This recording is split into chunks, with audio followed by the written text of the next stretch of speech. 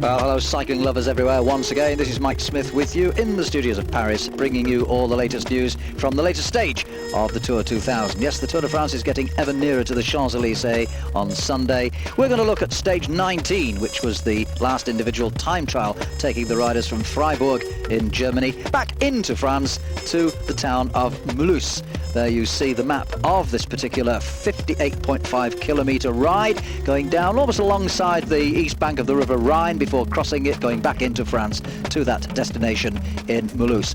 A fairly flattish profile, not anything to concern anyone particularly with regard to undulations, and the weather forecast was fine, sunny, warm, with a slight tailwind coming from over the riders' shoulders, which would mean pretty fast times.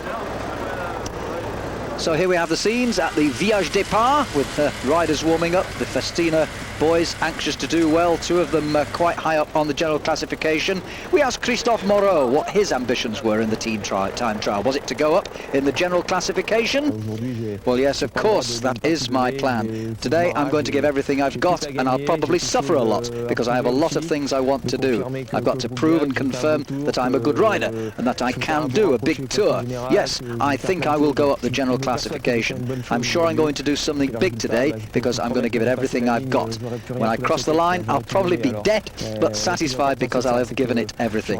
The most important thing for me on the stage is not to have anything to regret in the evening. So a very positive Christophe Moreau, who of course is a seasoned time trialist and has had a pretty good tour so far.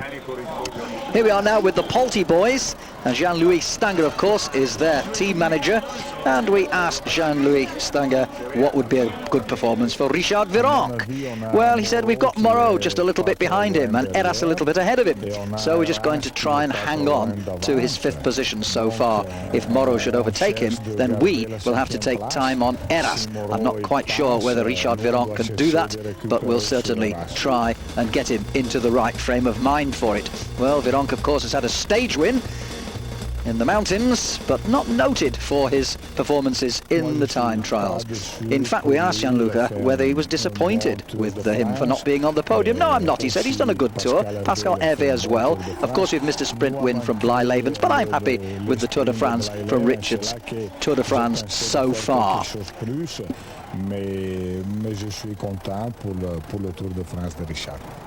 I think you got that last sentence quite nicely there. Next we turn our attentions to the Kelmi camp, and of course they've had a marvellous tour, currently leading on the team classification. Ignacio Labata is their team manager. We asked him what his hopes were for Roberto Heras, currently lying in 4th place overall. Well, the one unknown factor is that he just might perform badly. He's not a specialist time trialist, and we're not sure just what his level of strength is after all he's done in the mountains. I think probably Roberto's stronger than Bellocchi and Moreau, but with Moreau it's complicated because he's a big specialist and it's a perfect stage for him, really flat, ideal for a man of his physique. But Roberto Heras is feeling strong. He's shown that on the climbs, and we're hoping that he will do a good one for us today. Well, of course, the United States Postal Service team is the one team that still boasts all 9 riders. Every other team has lost at least 1 rider. What of the yellow jersey, Lance Armstrong? Johan Bruneel. Well, it's 60 kilometres, it's a long time trial, and everybody, Lance included, is going to have to judge the effort. You can't burn up everything right at the start. You have to judge the effort, see what the others are doing. Perhaps if you can get time checks, notify your men of the time checks of your rivals. We're at the last on the start line, of course, with Lance being in yellow, so we'll know all about the time checks of people like Moreau and Bellocchi and, of course, Ulrich. In 60 kilometres, we've got time to judge the race, to accelerate or slow down if we need to. I think Lance has a real possibility to win this stage. Ulrich, of course, is the favourite in many people's eyes because he's on home ground and he will, of course, have the support of the public. It's going to be difficult to beat him, but I really think that it's possible that Lance might just be able to get the better of him in this time trial. He's got the form. I'm very happy with what he's done so far, and he is in yellow. Indeed he is. Well, the aerial view of Freiburg on the fringes of Germany, with the Tour about to go back into its home country. Well, riders setting off initially at 2-minute intervals, with the men at the back end starting at 3-minute intervals. Laurent Jalabert was one of the early starters because, of course, he's way down on GC, and Laurent Jalabert came in with a scintillating time of 1 hour, 8 minutes and 48 seconds, and that took the lead early on, with Britain's David Miller in second place with a great 1:8:57. We're now going to join the live commentary with Richard Virenque just about getting on his way.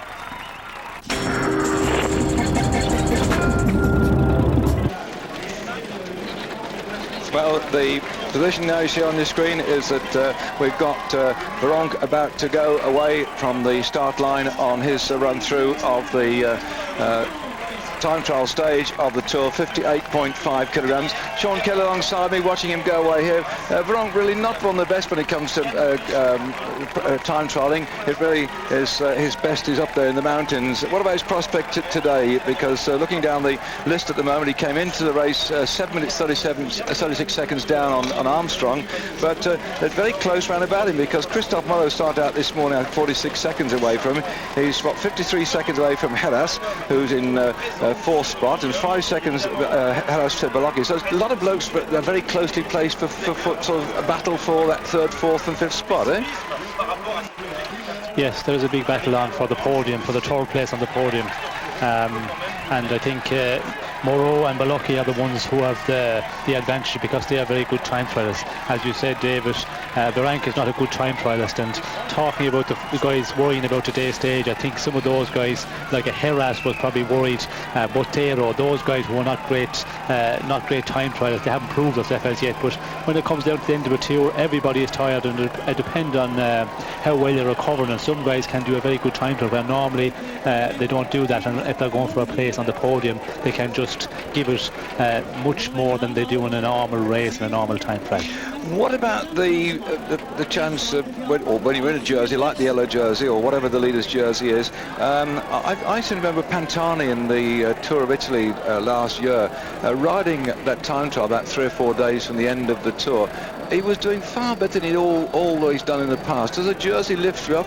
Yes, it certainly lifts you, and I don't know, exactly how to explain it, but when you're defending a jersey, and I had that myself in races. When I had to defend a jersey, I was able to do some fabulous time trials, and you go out there, you're thinking about that jersey, you keep yourself on the limit all the time, and that's what time trialing is about. You have to be on the limit, just touch the limit all the time, and just at the pain barrier all the time and keep it on that. But I found when in other time trials, when I wasn't in contention for the race leadership or a place on the podium, then I wasn't as good as all. There was guys beat me who had no problem beating when I had to time trial, when I had to defend a jersey of race leader in a race. Well, the jersey we're going to see later on in this race will be the yellow jersey, last man to go. We're watching Heras come along here riding for the Kelmy team, who've done a tremendous job. They're a wildcard team in the Tour this year, and they really have given us something to be excited about. Every day up in the mountains they've been bashing on there, and I know that we've been talking about other teams in the Tour about how well they've done or how well they've not done, and the Kelmy team, we never saw anything of them until we got to the Pyrenees, and pop like a genie from a bottle, there they were, out there entertaining us with some superb ride. Not just one of them, but they took it in turns to go and attack on the mountain climbs. And here comes Hamilton now with a 1:08:48 to beat. He's been very fast at the time check so far. He could take the lead then, as 1:08:48 is to beat. Yes, surely he's going to take this one. Hamilton, a superb rider. US Post are going to be pleased with this one from this rider who spent his time on the mountains defending the yellow jersey of Armstrong, and now as he comes up the line, he's going to set the fastest time, 1:08:02.53. Brilliant. Well, Tyler Hamilton, no stranger to time trialing. I'm looking back at the Futuroscope 19 stage last year. He finished third behind Armstrong and Zuller on that stage.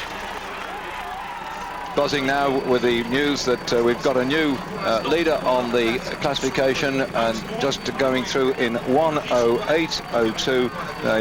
rider from the US Postal Service, Tyler Hamilton, grabbing that fastest time that he got. And say he goes well towards the back end too. After his work has been done looking after Armstrong, we go back, say, to the Futuroscope, the 19th stage last year, 57 kilometres, virtually the same sort of distance we've got here, well, 1.5 shorter to be precise. And Tyler Hamilton there finishing third spot, 1 minute 35 seconds down. If you're interested in past history, Armstrong won that time trial, 57 kilometres. That's just 1.5 shorter in today's stage. Futuroscope, a not dissimilar course, a rolling one, perhaps a few more hills in the Futuroscope time trial last year. I'm not about the time trial we had to open the Tour de France up this year, but the one that we had last year, almost 12 months ago. A little bit hillier, of course, than the one we got today. And this one is a straight out one from Freiburg down to Mulhouse, but a slightly following wind as well. It's on the shoulders as they come down, so that's going to help the speed. Armstrong then winning in 1 hour 8 minutes 17 seconds. So here Hamilton's gone a little bit faster on a longer course, just shows it is a bit of a quicker course. Zuller was second 12 months ago by 9 seconds. Hamilton was third by 1:35. So that's a little benchmark for us, as Bolocki here is about to set off on his ride. He's going into this ride now. 1 minute and 1 second separate Bolocki and Ulrich. So he's third overall, Bolocki. Ulrich second overall, 1 minute 1 second separating them, and then last man to go will be Lance Armstrong. Sean, what sort of gears they're going to be riding today with this sort of following wind and flattish sort of course? Any idea what they're going to be pushing? Well, Armstrong, the course is that he's using a 54.11, although there were talk of them in the paper of using a 55.11, but seems to be for most of the people here as a 54 he has got on. And I just see some of the other guys, the interviews they were doing, a lot of them had 53.12s. And they were saying, at this stage of the race, after such a hard race, 3 weeks, 53.12 is a big enough gear to be pushing. But again, the specialists, they will be all, the 53. 53.11, 54.11. Makes your eyes water. Back in Paris then, sitting here with us, likewise, I suppose, Mike Smith with bated breath. I understand you've got a few emails flying around. It's not always easy to do with those things when times are coming thick and fast. We've now got the fastest rider on our screen, and Hamilton 1:08.02. Over to Mike Smith, who's now working his way through all these piles of paper. Yes, indeed, David. And once again, many thanks to all those who have contributed. We can't possibly get through them all. If you don't hear yours, our apologies. Electronic timing, David. This is interesting because, of course, this time trial stage is electronically timed. But somebody called Gibbon, on behalf of the boys at Langley TX, says, why don't the cyclists get electronically timed as individuals, like in marathons? He's talking about in the bunch racing here, as other sports are now using this method, rather than the group timings where everybody in one peloton is all given the same time. That's an interesting question, actually. Chickpea. Who's Chickpea? Chickpea is a great admirer, and so am I actually, of Graham Watson, who, David, we both know him very well, who spends the Tour de France taking marvellous photographs. Chickpea, sometime or other, would appreciate an interview with Graham Watson, if we can ever get him on air, so that we can get some idea of just what the Tour de France is like from a photographer's point of view. We see them, obviously, on the motorbikes, and they're getting great pictures right up close to the riders. Graham is one of the world's best. I don't think anybody would argue with that. It would be nice if we could possibly get him sometime. An Irish guy, here you are. It's not particularly for you, Sean, but I think the name is pronounced Porrig in Ireland. Hi guys, keep up the excellent coverage. A question about the rather patchy nature of Irish and British cyclists over the past 10 to 15 years. Have you any theories as why the 80s produced such a batch of talented riders? There was yourself, Sean, and Stephen. There was Sean Yates, Robert Miller, and Chris when we got into the 90s, Chris Boardman. But apart from David Miller, he says it looks a little sparse at the moment. Any answers blaming it on El Nino will not be accepted. Oh, a sense of humour as well. Mike, can I interrupt, please? Sure. Let's come back to the emails. This is the most dramatic part of this time trial. We've got Jan Ullrich coming up here, and in 3 minutes, it's Lance Armstrong. So people have sent the emails in. Good questions they might be, but we've got to just get behind this race now. We'll come back to you in a minute, Mike, if you don't mind. This is the nutcracker. This is the crunch point. This is where this man is riding on home territory. He lives some 15 kilometres from the town here where we're starting out, Freiburg. He's got 58.5 kilometres to prove he is the world's best time trialist. He's wearing the rainbow jersey. as the world's best time trialist when he got that jersey in October last year. Now then, behind him then is Lance Armstrong, another superb time trial. This is going to be an epic battle between these two. Ulrich has to restore some of his confidence, some of his morale, and as far as the German spectators, to lift him up there by closing that gap on Armstrong and winning this time trial. Armstrong's going to be fired up. He's got 3 minutes after the departure of Ulrich to psychologically get himself ready for this race today. Up there in the start house, it must be very much like you could feel the atmosphere when almost the hair stand on the back of your neck waiting for him to go. Alongside me, Sean Kelly's ridden time trials many times about. I remember that superb one in the Nissan Classic when Sean set up what was then the fastest time trial in an open stage race when he rushed out of Carrick-on-Shore into Clonmel. I was there at the end with the public address as down the road he came with about 3 people he'd passed in that very 17 miles of time trial in the spookiness of the morning mist, and it was a tremendous atmosphere. Sean, Armstrong up there at the moment, just what will be going through his mind? What is the atmosphere like there?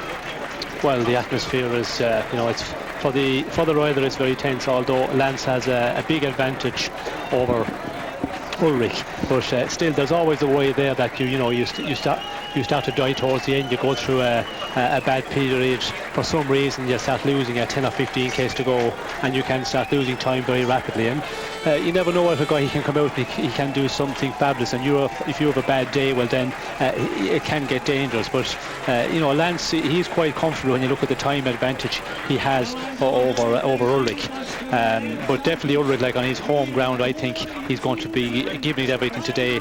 He's not going to feel the pain at all with the support behind him. And the other thing is, I think he definitely, this time trial is such important for him to win it, because if he does, everybody will say, well, he could have won the Tour, but he came too late. His form just wasn't good enough in time, and he was just a week late getting into top shape, and that will it will keep him in there really as a tour favourite for next year as well, and for the team, and for all that. It's a great thing. So I think he will be given more than 100%.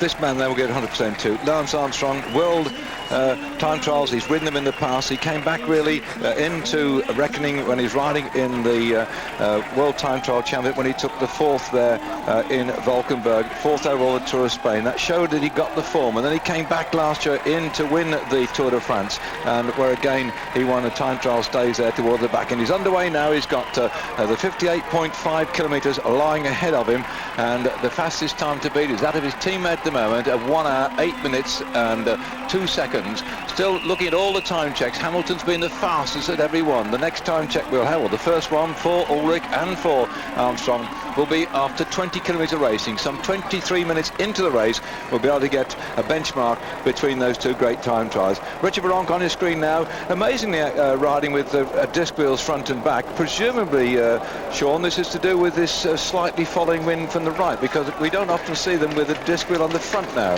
No, we do not in the time trials. It's quite calm out there today.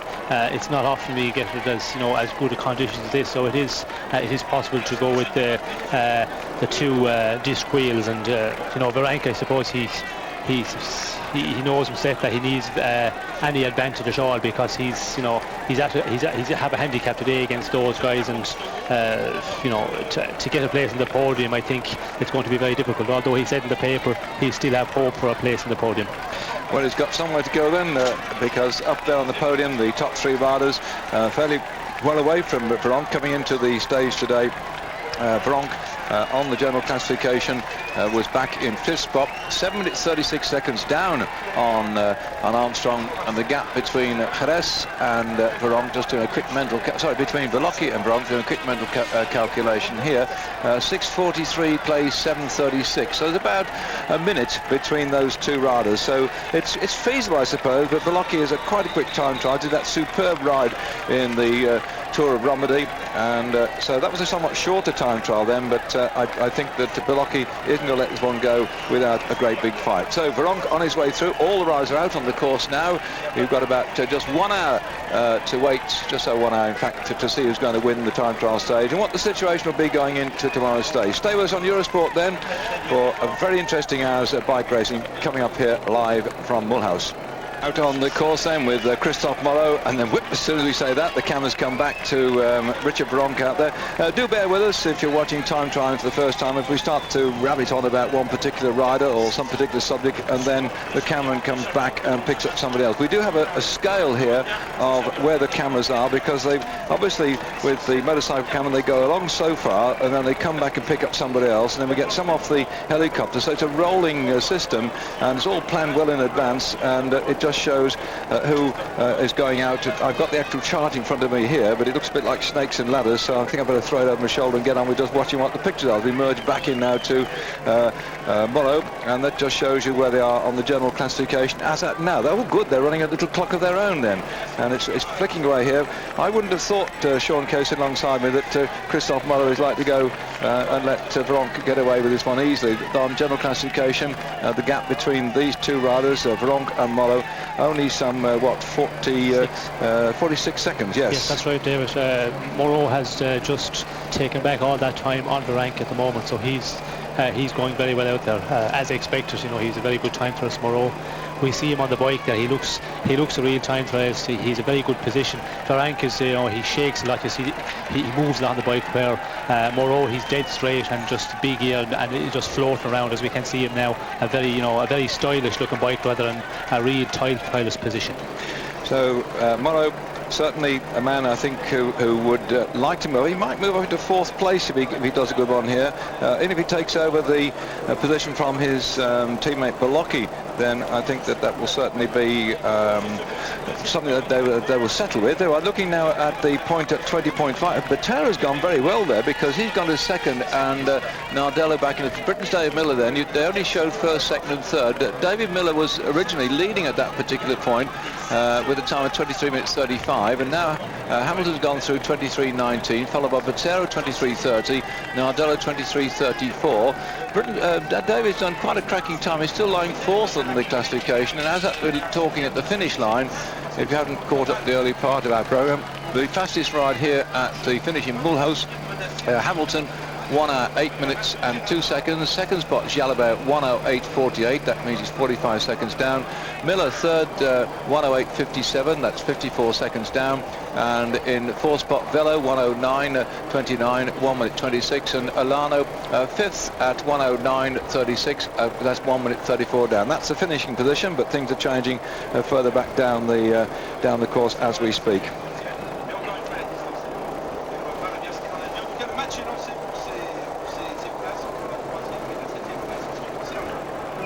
Well, going down the time trials, there you can see that in 1999 Armstrong then won that one. He was first overall. When Ulrich won the time trial in 1998, he was lying second. And give you a rundown that if you're going to win the time trial, you're also going to be there between first and third when you come through and win the time trial. So that gives you some idea of the time trial positions of the riders on the overall classification. Back out then on the course at the moment, Christophe Moreau ploughing along here. He started out really way back in 1994 by being just in the World Time Trial Championship. We used to have the 100-kilometre time trial, and he got a silver medal in that one way back in 94 when he's an amateur, which shows he started out with a good time trial in background. And in that particular year, he went on to be second in the Grand Prix de National time trial, second in the Grand Prix de France time trial, and third in the French Championship time trial. So we can go back some 6 years, and since then he's been fine-tuning his performance, and we now know that he's gone through the 20-kilometre point. Yes, he's taken the lead from Hamilton. He's 18 seconds up. He's set the fastest time at this point, 23 minutes and 1 second. Well,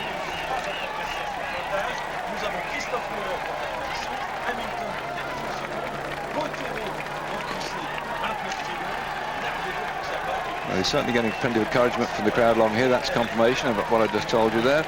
But pushed into third spot, and Britain's David Miller now down into fifth. Bear in mind that that time from Moreau, we've still got Veronk, Jerez, Belocchi, Ulrich and Armstrong yet to come. I think probably Belocchi, Ulrich and Armstrong could be challenging in that time, but nevertheless Armstrong and Ulrich have their own little private war going out there. Our cameras pick up Lance Armstrong. And Botero, he's doing a very good ride. There was a lot of talk about how how would he fare on the time trial, because the Colombians, we haven't seen him very good time trials. I don't think there was any Colombian great in time trial, but he's putting up a very good time today there. You know, through the first 20.5 kilometres, he was in third position at 29 seconds, which is a great ride for him.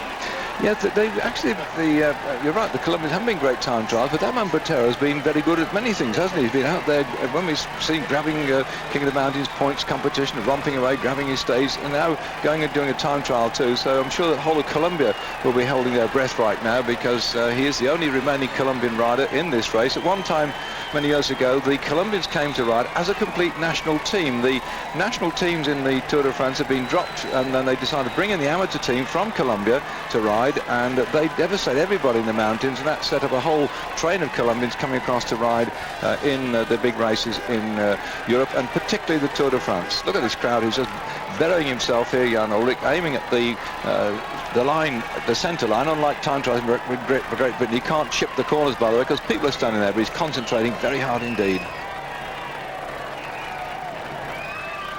Well, back out on the course then, as you'll see on the screen here. This is the Roberto Jerez from the Calme Costa Blanca Eurosport team. I keep popping the Eurosport bit on the back there, and please don't write for sponsorship from Eurosport back in Britain. It happens to be our Spanish part of Eurosport who've coughed up the coppers to put their name on the jerseys, and he's carried it with pride all the way through the race so far. Roberto Jerez, another one of the chaps who really set his whole season around about the Tour de France, and I know who asking where he was in the early part of the season. Well, he was getting ready for this particular race, and here he comes now, and we've got him not on the screen at all at the moment. One of the riders just seen finishing 1:14.08. Didn't see who it was come across my line. We'll let you know who that was in a moment. But the battle raging then between the top men at the back of the pack.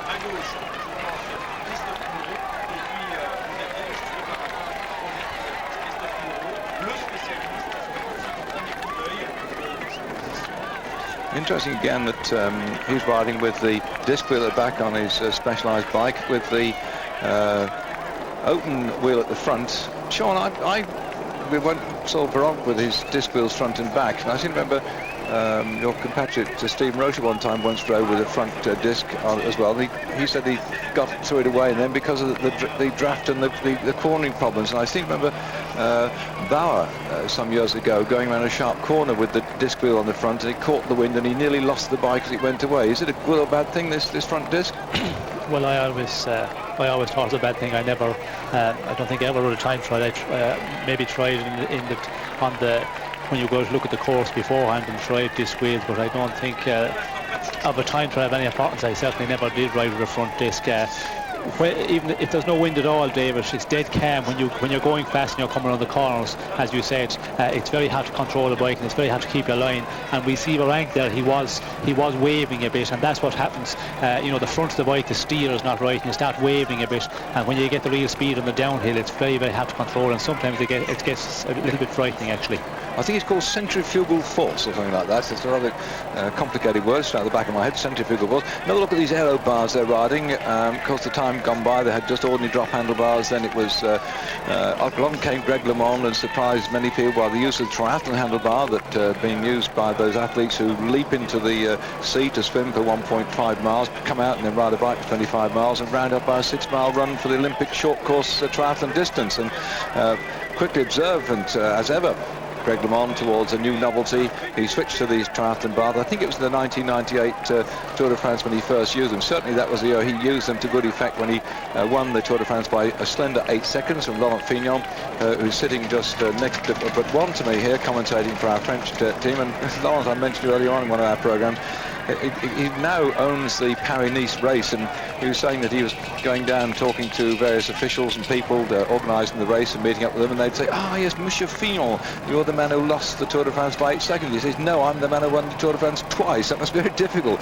to be looked upon as a loser rather than a winner, but that was a slender 8 seconds, and the triathlon handlebars had a lot to do with that. He had a much more streamlined position. You can see how the hands here held close to the centre of the bike to allow the air to flow over the body, and the handlebars flattened in an aerofoil section, and the brakes and on the extreme ends, so when you put your hands out there to brake, you can also be steering around the corners as well. You can see how streamlined this man Ulrich is, but he's a very powerful rider. He's one of what I call your flat back specialists, and we're hoping later on in our programme to talk to Chris Boardman. It should be about 3/4 of an hour from now, if my time's correct. That's going to be 5 p.m. our time. So if you... okay, you're there, are you, Mike? Okay, so we're going to be speaking to Chris Boardman at about 5 o'clock tonight. He's travelling and he will be picking up there, so I hope you'll hang on in there. He will be on air with us. He's also going to talk to our French channel as well, and we'd like some comments from Chris about the time trial today. He was a rider who perfected the flat back position. Here, a bit humped up his look a bit rounded back, but Chris would get a very flat back, and he would use these aerodynamic handlebars and position at the front to really get close in, tuck his elbows in and have the minimum amount of wind resistance at the front. Trentin coming in, he's been setting some quite useful times, by the way, but he's dropped out of the top 5 places on our earlier time checks, but he should be there in about 5th spot this time, but I think we'll find him just about managing perhaps to stay in the top 10. 109.17 for Trentin. That's good for Vinnie Calderoli. We haven't seen much of them so far, but that's a useful drive by him. Alongside him then, Sean Kelly. I say a tremendous, Sean, that time trial from Carrick-on-Shore to Clonmel, and there was a beautiful shot of it in the Irish television coverage of it, and there was some music. I think it's Bonnie Tyler's music, and I remember seeing the slow motion. This little drop of sweat came down your nose and dropped almost to the music, and the whole concentration upon you. What was the average speed on that time trial? Can you remember? I don't remember. It was a record, wasn't it, at that time? Yes, well, it was. They said it was a record time in a stage race, but I definitely was. I was in very good form, first of all, going into that race. It was one of the best forms I had in the Nissan Classics, and that day I remember. I think it was one of the strongest time trials I ever did. The feeling was so strong. The gear, I was able to push the 12 in it. I was just spinning it around. The other time I felt like that was in the Tour of Pays Basque, where there was an Italian lead, and he had about 3 minutes of advantage in the general classroom because he got away in one of these breaks, and I actually beat him the overall because I took 3 minutes out of him in the final time trial, which was about around the 18 or 20 Ks. So those 2 time trials were the best in my life. Well, that speaks a man with experience alongside me, Sean Kelly, and I remember that time trial well indeed in the Nissan Classic, and still in my memory is one of the superb pieces of time trial I've ever seen.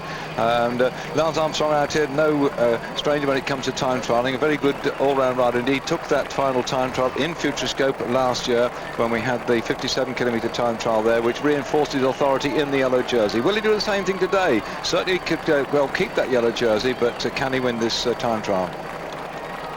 Armstrong still whipping along here. Very colourful, isn't it, to see these the way in which the bike's now designed in the colours, and the way in which he's now got the yellow shorts, the yellow top, that rather unique crash hat with the at the back, almost like an aerofoil to take the air over his shoulder and down his back. The crash hat he's got on here, by the way, is not one with lots of padding inside it. He's not like to run into anything, so in fact it's just to flow the air over his back and down to make the minimum amount of wind resistance. And looking at the wind resistance, the position they're in, I remember again that Chris Boardman, when he went to ride the Pursuit Championship of the World and then went on to break his hour records, that he went into a wind tunnel. Lotus people put him in a wind tunnel, and they found again the position on the bike, the flattening of the back and where you put your elbows and so on was very, very vitally important. And many riders do actually go into the wind tunnel, those are desperately keen to do well in time trials, to improve their riding position, because every vital second counts in this. And you can see here that Nardello, with his elbows out a little bit, sitting rather high on the bike, not perhaps as streamlined as some people. Look at his hat, it looks like a golf ball, doesn't it? Elongated golf. Well, again, that's being worked out in the wind tunnels to say this is the way to flow the air over, because that's what golf balls have got the dimples for, so when you hit the thing it goes a lot further. So he's got a dimple crash hat on here, but riding a bit upright. But one man who used to ride a very upright position, Sean Kelly, which I was always staggered at the way he could ride, was Indurain. He never seemed to get down flat. He used to sit up there, almost, I would say, in a touring position, but my gosh, he could go, couldn't he? Yes, that's true, yes. Indurain was a fabulous time trial, but this guy Moreau, there's times coming through today, was over the radio. Harris have lost at the 20 kilometres, he lost 54 seconds on Moreau. They rank 120, and Belocchi have lost a minute to Moreau. So Moreau is definitely doing a fabulous ride out here, and I think he's possible riding to a place on the podium. Well, Belocchi's the one we're going to be very close to see what Belocchi's times are coming through, because this is going to be really a humding of a race coming through, because Morrow then still the fastest there at the first time check. He's closing up there on the second time check. Let's see how he goes on that one. Balocki out there. He's now 13th. He's 1 minute down. Hey, this is a bit of a turn up for the books, isn't it? So in fact, if he goes that badly, it is Morrow for a third place on the podium. Wow.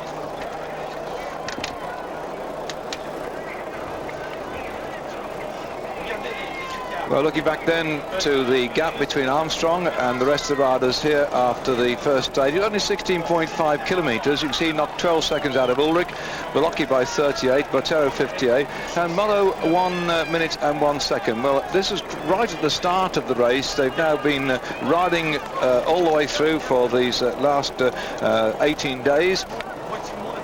And the distance they've covered so far, 3,211 kilometres in all, an average speed of 39.151 kilometres per hour, just a sniff under 25 miles an hour. And there you can see that Ulrich now 22.19, Morrow 42 second back, Hamilton at 1 minute. And wow, let's wait then to see, because 3 minutes after Ulrich's gone through will be the time, though Britain's David Miller has now dropped to 6th spot at 1:16. But I think David will certainly finish in the top 10 the way things are going, because that's a time check with Ulrich going through, and there's only one more man yet to come, that is Armstrong. So if Armstrong comes through and grabs an even faster time, that'll mean David at 7th spot, and from then on in I don't think he'll lose very much. So Britain's David Miller can finish, I think, says he, crossing his fingers, inside the top 10. At the finish line, the position at the moment is that Hamilton is leading the overall classification at the finish, 1 hour 8 minutes and 2 seconds. Jalabert lying second at 1 hour 8 minutes 48, so he's 45 seconds back. And David Miller is in third spot at 1 hour 8 minutes and 57 seconds, at 54 seconds back then. So this is the time trial. You can see the graphics on your screen. And over the years recently, those time trials that we've had more than 20 kilometres an hour, just to give you some idea of the average speed that they're travelling at. Greg LeMond setting the fastest in 1989 when he did 54.545 kilometres an hour from Versailles to Paris. That was 24.5 kilometres. But the big Miguel Indurain, he's the man who really smashed things apart as we watch Conti coming here. If I can just take time out to give you a rundown on Indurain's times. 6 of his times are in the top 20 in the world in the Tour de France on distances more than 20 kilometres. Miguel Indurain 52, I won't talk about the bits, but 52 kilometres an hour in 1992 when he won that one, 50 and a half when he won the one in 1994, 95 the one to Serang, that was a very undulating route indeed. He averaged over 50 kilometres an hour then, he won that one, he won in 93, he had another one in 95, he won in 91, so over the years Indurain dominated time trialling when he would grab the yellow jersey by his supreme time trialling ability. Also on the list of the riders who've gone in the top 20, Jean-François Bernard is down in 20th spot at the moment with an average of 47.200 kilometres per hour. He's just commentating very close to us here on the point here. Going up there, people like Anquetil and Riviere, Bernard Hinault, all their names crop up, but Indurain undoubtedly, in fact I found one more, he's 1, 2, 3, 4, 5, 6, 7 times his name is up there in the top 20 places. Good to see Sean Yates on that stage from Levian to Vasekal in 1988. When he did the time trial in 49 minutes and the average was 49.237 kilometres an hour. 49.237 kilometres an hour. That was Levian to Vasekal, 1988. Sean Yates then set the record, which has now been broken by Lance Armstrong in Metz last year. Lance Armstrong went through in 49.416 miles per hour, kilometres per hour on a 56 kilometre time trial. So Armstrong's been going faster on 2 occasions, because the Futuroscope one that Armstrong did last year, he averaged 50.085 kilometres per hour of Futuroscope.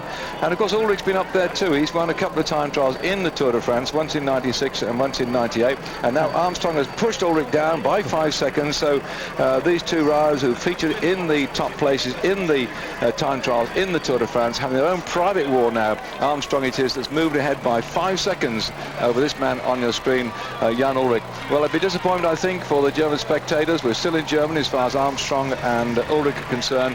Though we're hearing the time checks coming up over their radios, they'll have their own watches out there too as well. But it's a long way to go yet. That's the time check at just after 20 kilometres, and there's still yet another 38 kilometres to go for Armstrong and Ulrich and the rest. Morrow, it was, that's been setting a hot pace, but he's dropping back a bit now, and he's now going to be dropped down to third spot on the time check at 20.5 kilometres. Armstrong has now gone through there in a time of 22 minutes and 14 seconds. In second spot, Ulrich at 22.19, 5 seconds back. Third, Morrow at 47 seconds. So that's 1, 2 and 3. Hamilton, who's now leading at the finish line, dropping back into fourth spot, 23 minutes 19 seconds. So he's lost over a minute now, an earlier starter, Hamilton. And Bottero, the Colombian, is lying fifth at the 20 kilometre point at 1 minute and 16 seconds. So those are the top 5 places at the 20 kilometre point. No more time checks will be coming in. You've seen whizzing through here how the general classification will be at the end of as this race, how it is as this race is concerned. And I see David Miller still up there in 7th spot then. So the next time check we'll get for you will be after 44 kilometres of racing. At the moment Hamilton is leading there, but we know Hamilton's dropped down to 4th spot on the classification at 20 kilometres. So another 24 kilometres to go with bated breath to see if Armstrong, Ulrich, Morrow can make the change. But Sean Kelly's making lots of notes alongside me. The man who seems to be losing out a bit now is Belocchi, isn't it, I think? Yes, Belocchi, a lot expected of him, and he's down on the other specialists. Well, we've got a question for you to answer on 0906 614 0026 if you want to phone in and say, should there be a mountain time trial? Should there be a mountain time trial? Well, I seem to think they've had them in the past. No doubt Sean Kelly can remind me of that one, should there be a mountain time trial.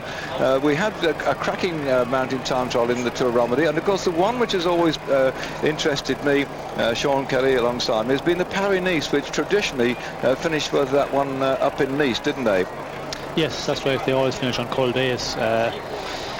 During my time it was always on Col d'Aise. They changed for a couple of years there, but this year with Fignon organising they went back to Col d'Aise again, and but they had on the Saturday. Normally it wasn't that the final Sunday morning had a road race, a short 100 k's and the time trial on Col d'Aise to finish. I think it was a success again this year because the people always went to see the final of Paris-Nice on Col d'Aise. Should there be a time trial in the Tour? I don't know. I think there's enough mountain stages for the climbers to create another advantage. Right, so we're still with the undulating ones rather than mountainous ones, but that one we had at Saint-Etienne about 3 years ago. When you say it wasn't a mountain time trial, it was a cracking climb in the first half of it. It really went up a bit, then swept back down in Saint-Etienne. So some of the time trials, whilst when you say mountain time trial, we've had some pretty undulating ones in the Tour de France in my experience, and they certainly weren't the sort of time trials which would encourage what I call the outright straight line specialist to look forward to getting victory. Morrow here, having a nice tongue sandwich, whipping along here at the moment, and Morrow lying third on the classification after the first time check at 20.5, and Bottero is now looking good on the general classification. Oh, it looks like he might have been moving up to third place. So the Colombian, if he takes the third place, might be something, because I've noticed here Belocchi's got his wrist strapped up, Shauna. You've got any news in the front about any crashes he might have had that would have caused him to be strapped up like that? Yes, well, he had a crash, it's about 5 or 6 days ago, and he had his wrist was very sore for a number of days. He suffered a bit, but it was getting better the last yesterday, 2 days ago it was better. But we see him this morning on the starting line there. He had his wrist was bandaged up, and also his left elbow was plastered, so he did come down very heavily, and he was suffering for a number of days. But when you look at Moreau, he's a super time trialist, and you see when Ulrich came through after the 20 k's, he was after gain in 2 seconds a kilometre on that guy, and Moreau once again a fabulous time trial. It just shows how fast Ulrich is going, and Armstrong of course is going faster again. Well, this is Manchebo coming in here, way down at the moment on Hamilton's time, that particular time check, but certainly on the general classification for this man here, who's in 9th spot overall. He's got to watch out by that, because Beltran started out this morning only 1 second slower than him, so a little bit of shuffling the pack could be going on today. Pascal Hervé was 11th this morning, just about 43 seconds adrift of Manchebo. So some of the riders who are perhaps not featuring in our sort of wow, what's going to happen to the overall position today, they're still swapping places. And that does mean by the time we get into Paris, quite a bit of change in money, because on the general classification at the end of the race, by the time we get to the final on Sunday, if you've got to drop a couple of places, you can drop quite a few bob in so doing. So a lot of these top chaps here that we're not perhaps featuring too much on our shots are desperately keen, because if you're going to finish in ninth, say 10th spot, you'll get £2,500. But if you drop down to 11th, you lose 500 quid. If you drop down to say into 12th spot, you're going to be losing about 700 quid. So there's quite a bit of money to be lost and gained. And if you suddenly jumped up, say, from a lowest position, and let's say you were Beltran in 10th spot and you jumped up to 7th, you would go from you'd earn yourself another £5,000. So a lot at stake for these chaps.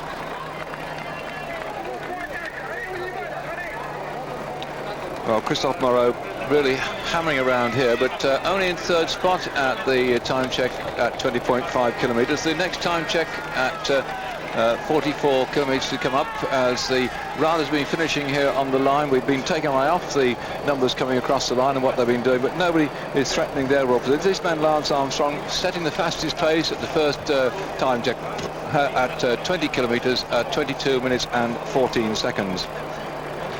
Riding on this extremely nice Trek bicycle. When it says Volkswagen there, it doesn't mean that they've got an engine behind there. They're part of the sponsors of the Trek team.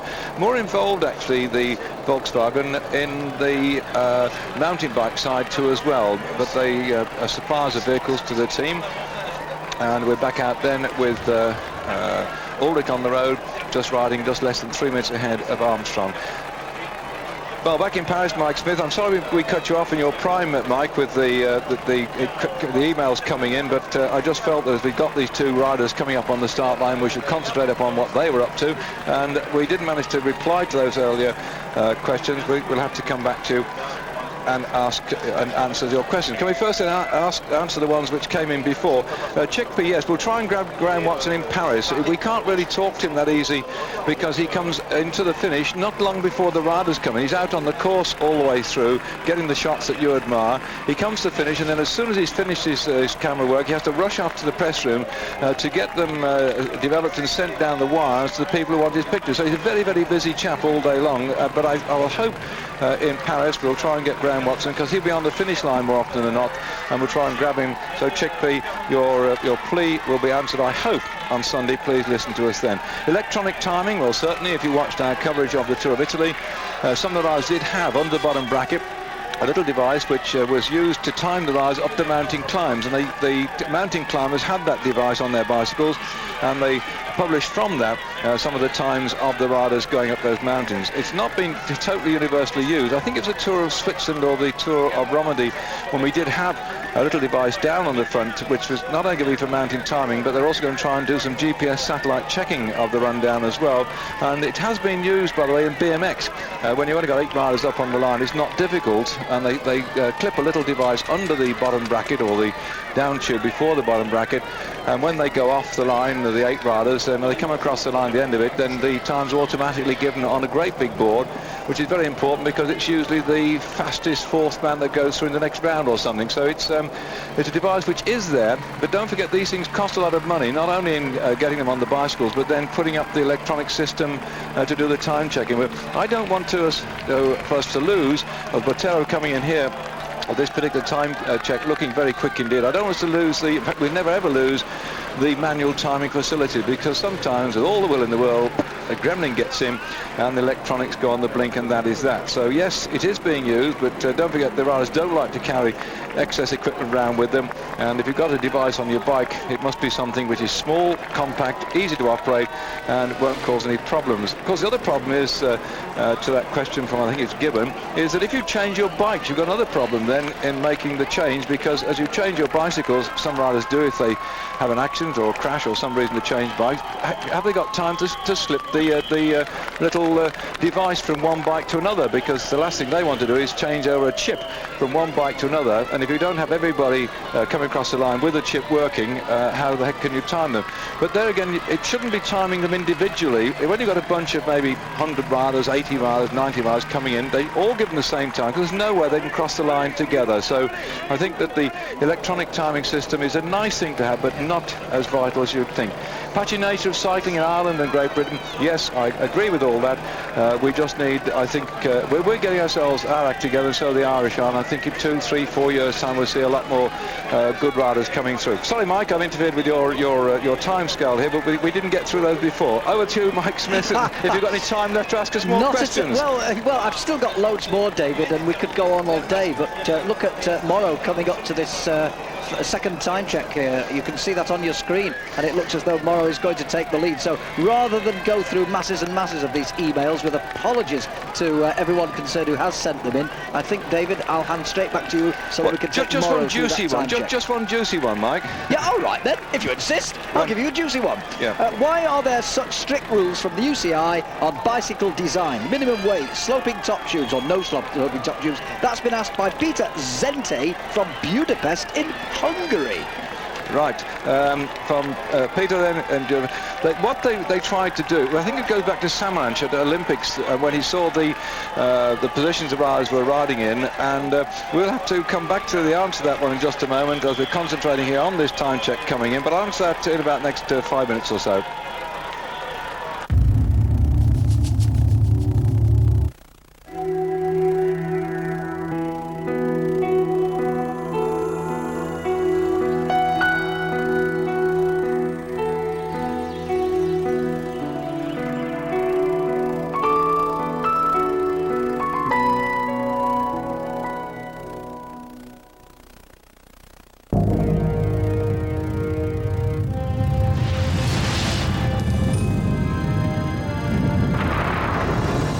Peugeot 607 HDI Fab is equipped with a special particle filter that burns up exhaust particles before they can enter the atmosphere.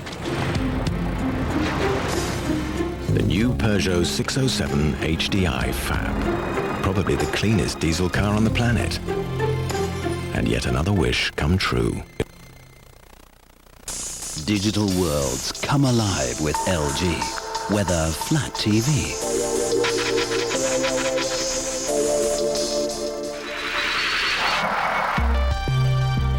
LCD monitor, or MP3 player, LG opens up undreamt of possibilities. Haven't we met before? LG, digitally yours. Every epoch has its champion. Every champion has his Colnago.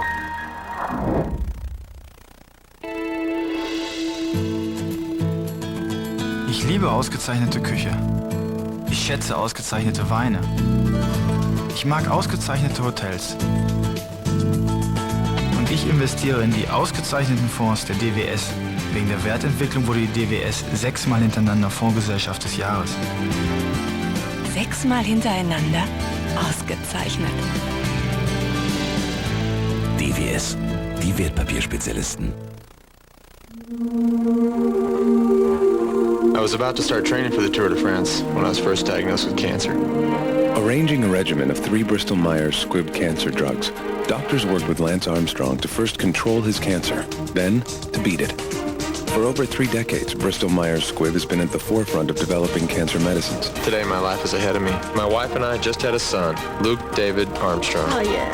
Hope, triumph, and the miracle of medicine. Bristol-Myers Squibb Company.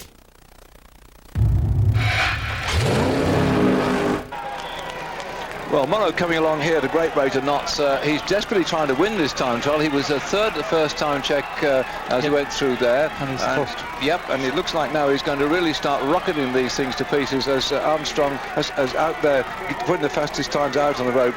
Morrow really burning up the tarmac on his way through into the area. We can see here that Hamilton's time still at 1:08:02:53. Nardello who wasn't on our time check now at the first 20 kilometres, but he was fourth at the 44 kilometres. He was fourth at the next time check. He might be fourth at the moment, and he is still consistently holding that 1:08.58 at the finish line after 58.5. But there's other top riders still to come, including of course Morrow, who's going very quickly indeed, setting the third fastest time at the first time check and moving up now to be the first and fastest at the 44 kilometre. Bearing in mind that behind Morrow we've still got a lot of talent yet to come. Baronk, Jerez, Belocchi, Ulrich and Armstrong. Of those, only Jerez and Ulrich and Armstrong seem to be going at a fair rate of knots then. And in use in the front then you've got here Sean's list. Just explain what the rabbit's going on. I'm doing the sort of whizzy things, trying to pick things out. Sean's listening to the intermediate time checks. We've got a computer in front of us here as well, and so Sean's picking up bits of information now. What we got the latest from the front? Well, first of all, Botero, he's done a great ride, and he, you know, for a Colombian, his fabulous ride. But he was a rider, a track rider before, and he was champion of Colombia time trialist. Morrow is, doing a good ride. I think he's on the right to get on for the third place in the podium, because the other ones who should be Belocchi and Herreras, Durank, they all seem to be losing ground on Morrow rapidly. Ulrich is doing a fabulous time, and they were just on the radio there with Rudy Pevenage. He said Ulrich is really going well, but he said Armstrong is doing an unbelievable ride once again. Well, that's Armstrong in the yellow, last man off, 3 minutes after Ulrich. He'll be getting all the time checks coming through from his team car. They'll be having people on the side that are doing their own time checks, apart from the ones that we're whizzing out to on this stage. Freiburg to Mulhouse, 58.5 kilometres.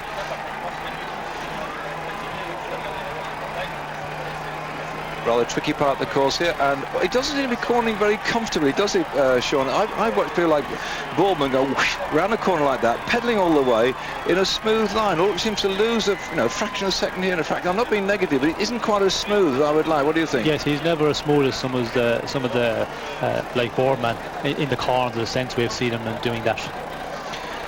Well, they're up in Mulhouse. These are the finishes we've had in recent years. You can see them there. In fact, Laurent Fignon alongside us is co-commentating for the French side of Eurosport. Bernard Hill is one of the directors of the course.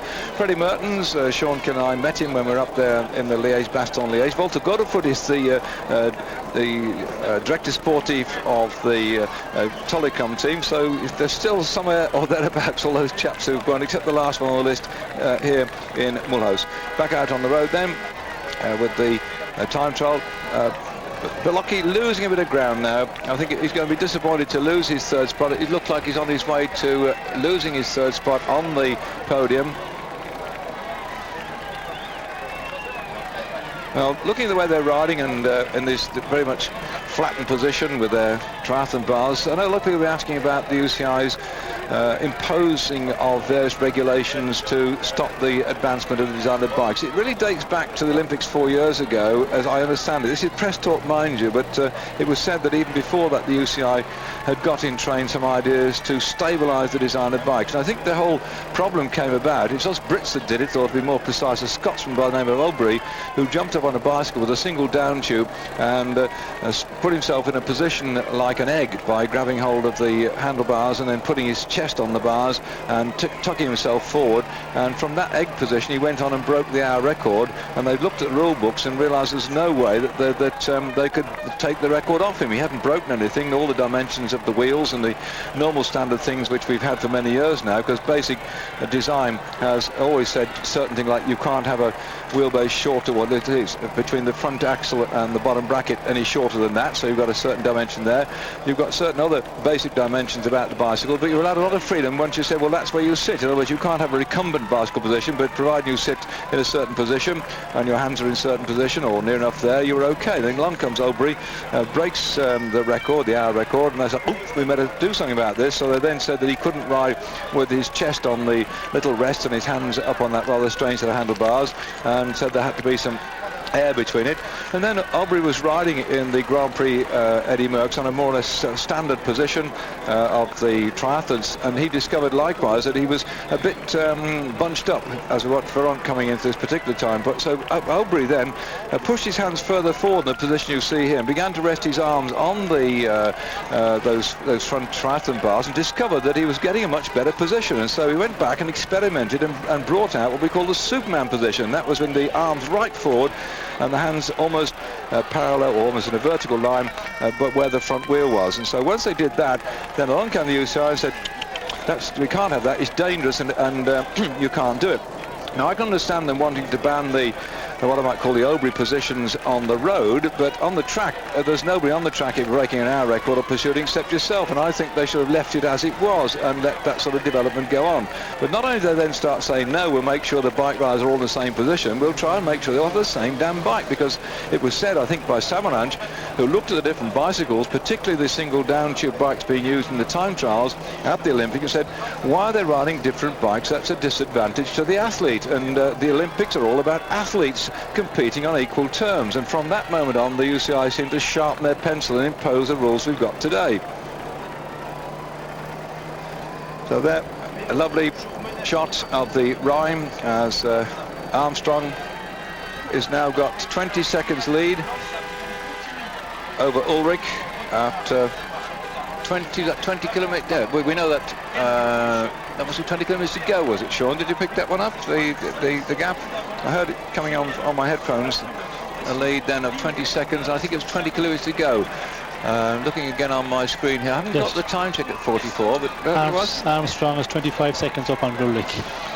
Right, so Ulrich's got to pull something out the bag here, and setting in.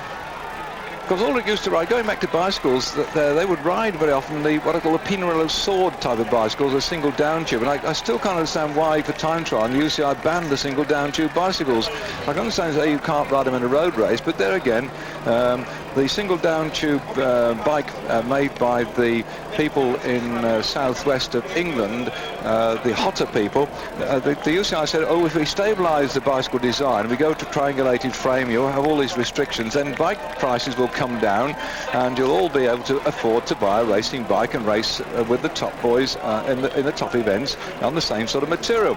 Well, the hotter people, in fact, because they'd amortised the cost of the dies, or what do they make, the molds for the single down tube bike ridden by Chris Boardman, they were actually able to turn out cheaper than the next bike they made, which had to meet the regulations, because that to them amortised the price of all the tools and equipment across the new bikes they were making. So in reality, when you look at some of these bikes here, even though they may look fairly conventional diamond frame, you're still going to end up spraying about $3,000 for them. So I think that they've gone about a bit backwards. I know that myself and the UCI don't see eye to eye on this one. I love design involvement and new ideas coming through. Well, this is a battle going on. Belocchi and Heras 5 seconds apart. Belocchi 58 to Veronk, and Belocchi 144 to Moreau. Well, Belocchi at the moment is not having. This is what we put up on our screen. This was designed, developed, and printed by our chaps back in Paris this morning. It's all changing because Belocchi is going through a rather bad patch. He's not really doing what I think he would like to do today, and could be out of that third spot. And this man, Moreau, could be leaping up into third. Any more news from the front, Sean? Yes, well, again, they're talking a lot about Moreau, of course. He's the guy who's going to have all to gain, I think. He's doing a very good time trial there. Virenque has lost at that 44 kilometres. He lost 2:47 on Moreau. Heras was also losing time, and Belocchi, he's to come through the 44, and he's also losing a lot of time to Moreau. So Moreau's riding after Armstrong, and Ulrich, of course, he's putting up a very good battle. Well, this is the point at 44 kilometre where he's coming up now. The best time 50.03. Moreau taking the lead from Hamilton. Belocchi coming through now. He's losing a lot of time at this particular point. He's dropping down to third spot. He might even drop one more behind him. 50.03.74, and he's still third at this particular point. We haven't got the time check stopping on him yet. Moreau 50.03. The second is Hamilton 50.46. So in fact he's going to drop down probably to fourth spot. Hamilton's lying second at this point. Now he's dropped back then to fourth spot then. So as Belocchi goes through, losing a lot more time. You can see it on your screen there. the amount of time he's losing compared with Morrow, and it could be all change at the end of it all then, as he's gone through there. Morrow's still way ahead of his compatriot riding for the Festina team. As coming down the finishing straight here, this is Manchebo about to finish. Manchebo being a useful rider all around, could be in the top 10 at the moment, 109.46.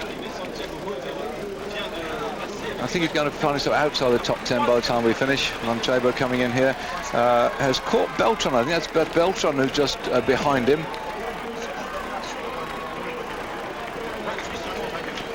So Manchebo 1:10.03.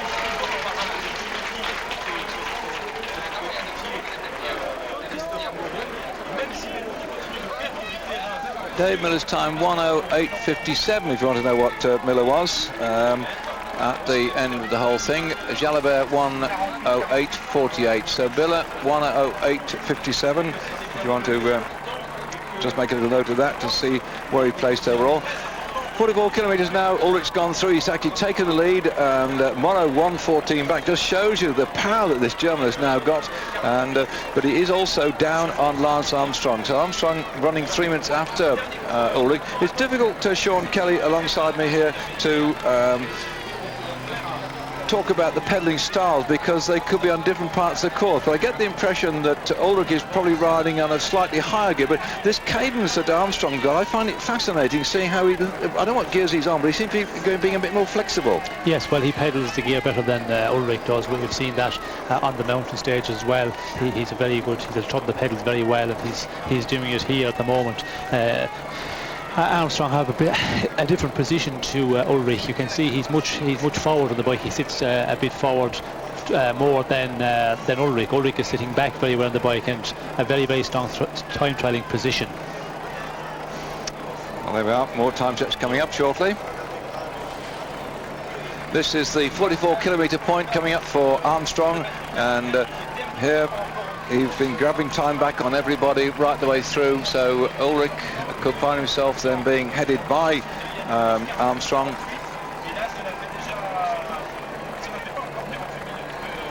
And Ulrich then at this point 48.48 is Ulrich's time. Come up on your screen as I speak then, and there's no doubt about it, Armstrong's going to grab this one comfortably, if I can use that word. So any chance of Ulrich now toppling Armstrong from that yellow jersey is disappearing down the drain hole. This great performance. Armstrong did exactly the same thing last year in the time trial in Futurescope, when he just destroyed anybody's chance of taking that yellow jersey off him, and with 48.23.60, that's the fastest time then at that particular point. Armstrong now in the yellow jersey, leading overall.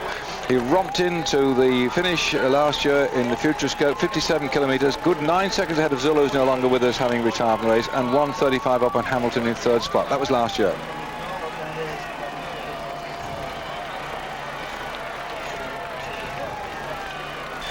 Well, just 25 seconds separating Armstrong from Ulrich at that 44 kilometres. It's not over yet by any means, because Ulrich may well come back towards the end. Armstrong, I think, at the moment is determined to win a stage, and this could be the one he's going to win. Sean Kill alongside me, he said he wanted to win a stage. He was a bit, how can I put it, lambasted by Pantani, and ditto in the press when he gifted that stage to Pantani and Ventoux. It doesn't look like he's going to take any prisoners today, because with that yellow jersey and the position he's in, looking at two fairly flattish stages, if Armstrong wanted just to coast along here and not win the stage and gift the stage to Ulrich, then nobody would notice. But I think at 5 for my money, the way he's riding, he's really got his back up, and he's going to slaughter this. What do you think, eh? Well, not in the Tour of France. When you're in the yellow jersey, you go out there and you give it 100%, and that's what they're all doing. Those guys we've seen the last number of riders offer definitely give it 100%, and Armstrong hasn't won a stage, as you said, and there's a lot of talk about he hasn't won a stage, so he's definitely out there about to do that today, and he's in with a good chance of doing it. But you never know in time trial. You can start and do the first half of the time trial very well, and then you can weaken towards the end. So it's definitely not over yet. And Ulrich, he's very strong, and he can finish very strong. So it's all to happen yet. I know he's 25 seconds down on Armstrong at the moment, but I wouldn't say it's over for Ulrich yet. Well, Armstrong then in Futurescope, the final time trial of last year's Tour de France, averaged 50.085 kilometres per hour to win that final time trial. He smashed everyone out of sight too in the Metz time trial. That was over 56.5 kilometres, and he averaged 49.416 kilometres per hour. So both those two in 1999. Now in the year 2000 is Armstrong going to lift himself up against the greats who have had the yellow jersey and dominated the time trial. Botero here faded a little bit towards the end, I think, Sean, because he's been setting, I think, slightly faster times than this. It looks like he ran out of steam. What do you think about when he goes through in 1:09.00? Well, Botero, he was at 44 kilometres he was the fifth time, and then at the 52 kilometres he was the third time, but he did drop down a bit. Massive crowd then watching this man go through. Now 0906 614 0026. You want to phone in and enter the competition, which is do you think there should be a mountain time trial in the Tour de France? Alongside with Sean Kelly, perhaps you'd like to quickly ask, put your four pennyworth in. Do you think we should have mountain time trials? You said before it would favour the mountain climbers, but no. What about a short one? No, I don't think so. I think there's enough of there's enough of mountain stages in the Tour, and I think it's enough for the climbers. Well, here's a man who's not a climber, but he's certainly a great roller, as Moreau coming in here, certainly going to trounce the time of Hamilton, and the big crowd in France. We're in Mulhouse, which is on the border, near the border between France and Germany. It's a very Germanic, Alsace-type town. Beautiful when we walked around it this morning, admiring the buildings and the atmosphere, but certainly, Moreau, we are in France. It looks like at the moment he's going to lead the chart there, 1:07.13. 1:07.13 for Moreau.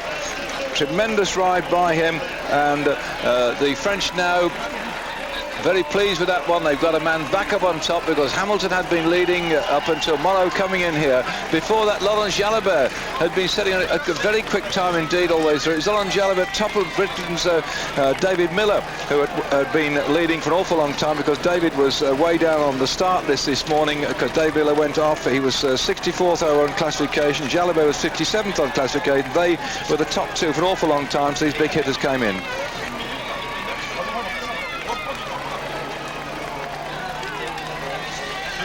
Well, this is the long winding road for the yellow brick road, which it is really coming out from the Black Forest, and this is the long road then for Lance Armstrong in that yellow jersey to reinforce his authority. The time checks we had coming in so far that he was first at the 20.5 kilometre mark, 5 seconds faster than Ulrich. Armstrong's time 22.14. Ulrich's time 22 minutes 19. The third place man was Moreau, 23.01. Hamilton in fourth spot, 23.19, and Botero in fifth. By the time we got to the 44 kilometre mark, it was settling down in a somewhat similar order. In fact, the same order. The order was Armstrong, Ulrich, Moreau, Hamilton and Botero. Time check coming in. 27 seconds these are taken from Ulrich. Well, I'm just looking back there. Ulrich at the 44 kilometre mark, Sean, was 25 seconds down Armstrong. It's now only 27. Do you think Ulrich's coming back, or well, we don't know really. That's why Armstrong's fading, or whether Ulrich's starting to come back. Only 2 seconds. He's dropped another 2 seconds. That's all. Yes, well, he will have a lot of time checks from the car what way Armstrong is behind, so maybe he can, just give it everything, and maybe he didn't start off that fast. Some guys start off that little bit slow and they can finish very, very fast. So Ulrich might be about to do that here today. So we're getting toward the back end of this time trial now. Armstrong having led at 44 kilometres. His time 48 minutes 23 seconds there. Ulrich 48 minutes 48 seconds. He was 25 seconds back. He's only lost another couple of seconds further down the road as Ulrich. Christophe Moreau, who's now in the lead at the finish. His time, third place man, 50 minutes 3 seconds. So he's 1 minute 40 seconds down on Armstrong. Hamilton, who has been pushed down to second spot at the finish, had been lying fourth at the 44 kilometre mark, with Botero back into fifth spot. So ahead lies the time check at 52.5 kilometres, where Moreau's still in the lead, but I think the way these two riders are going, we could well find Armstrong, Ulrich and Moreau doing just that at the finish line. But the big loser today is going to be Belocchi, who is going to finish in about the next 6 minutes or so, 6 to 8 minutes, and I think he's like to lose his third place on the podium.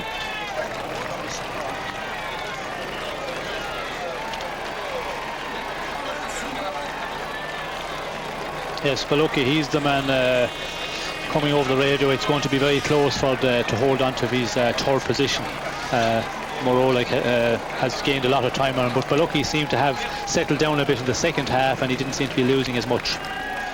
Sean, you've been with me the last 10 days or so now. We've got a couple of days to go. I can look back at the whole of this Tour de France when we start out with that time trial in Futuricroat when David Miller grabbed the victory and grabbed all the jerseys to go with it. We've seen the sprinters, Tom Stills, grab a couple of stages. We had the team time trial, Onsley got the stage, Marcel Buss then burst back, got a stage and so on.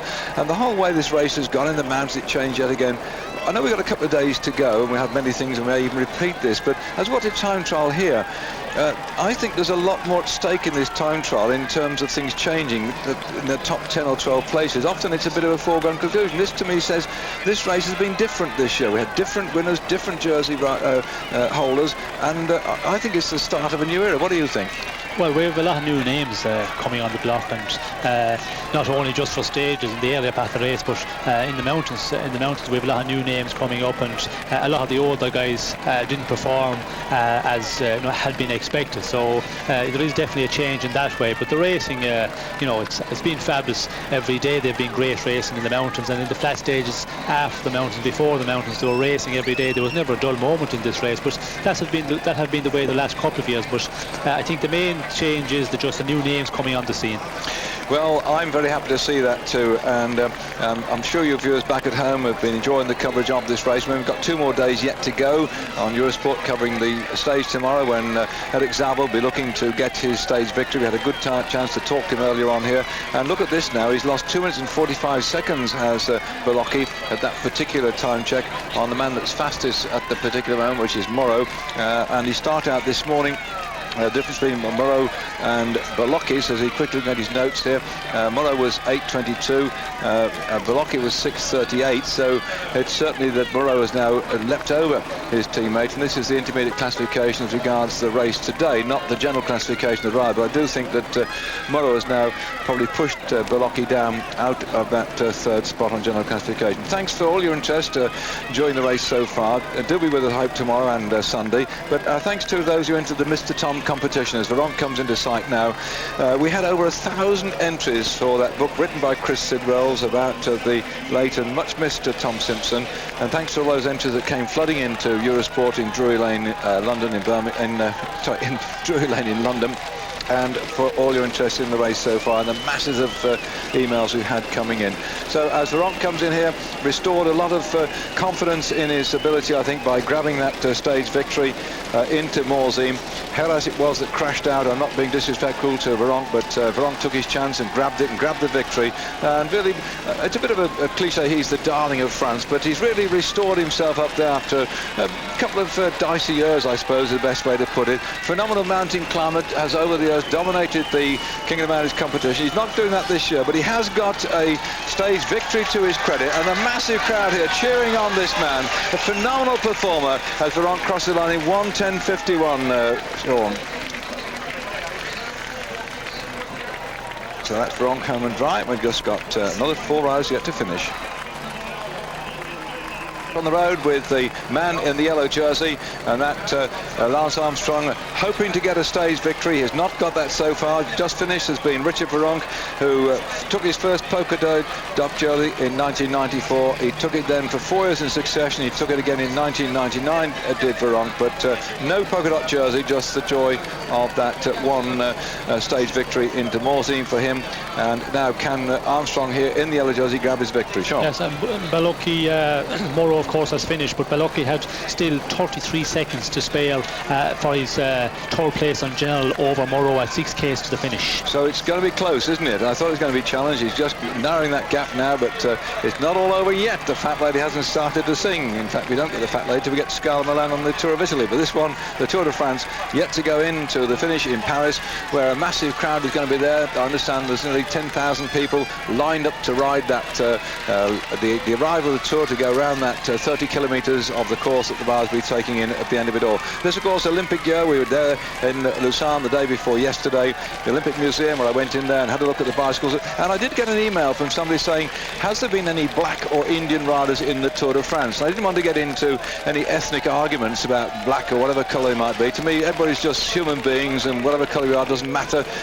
Creed, religion, doesn't matter. We're all human beings on this land. We all have an opportunity wherever we come from, like Jerez here. For the Spanish team has shown himself in the mountains. You do what you do best of all, wherever you come from, wherever your background is, wherever you live. Just get on with what you've got to do, and I don't like to sort of divide people, but I did notice in the Olympic Museum a sign-on sheet has got Jerez coming through here for the Tour de France. It was in the early 50s, I think it was, when they had national teams, and there was a team from North Africa, and the names just said yes, and I think it might have been Algerian team. So we have had riders from way outside what I might call the normal cycling countries, and particularly those from Africa, but this was North Africa that they were there, and this was in the early 50s when they had a team riding in the Tour de France. So that was another answer to the question, the emails we've had coming in all the way through our coverage. And now you see Jerez coming in here, another man who's entertained us in the mountains. Sean, he's been tremendous, hasn't he? He's been very strong on the mountains, but he's lost his place tomorrow. His fourth place, Morrow moved ahead of him because of his much better time. But Belucchi is the guy who was have all to ride for, so he's just about riding now. And this morning I was seeing he was about to stop biking in 97 because he couldn't get a contract, and then he was taken on by Escatel, the Basque team, and he gave 2 years there, and this year he won the times by Raimondi, second in general, won the stage of Asturias and the general classement as he's coming in to try to hold on to his third place in general.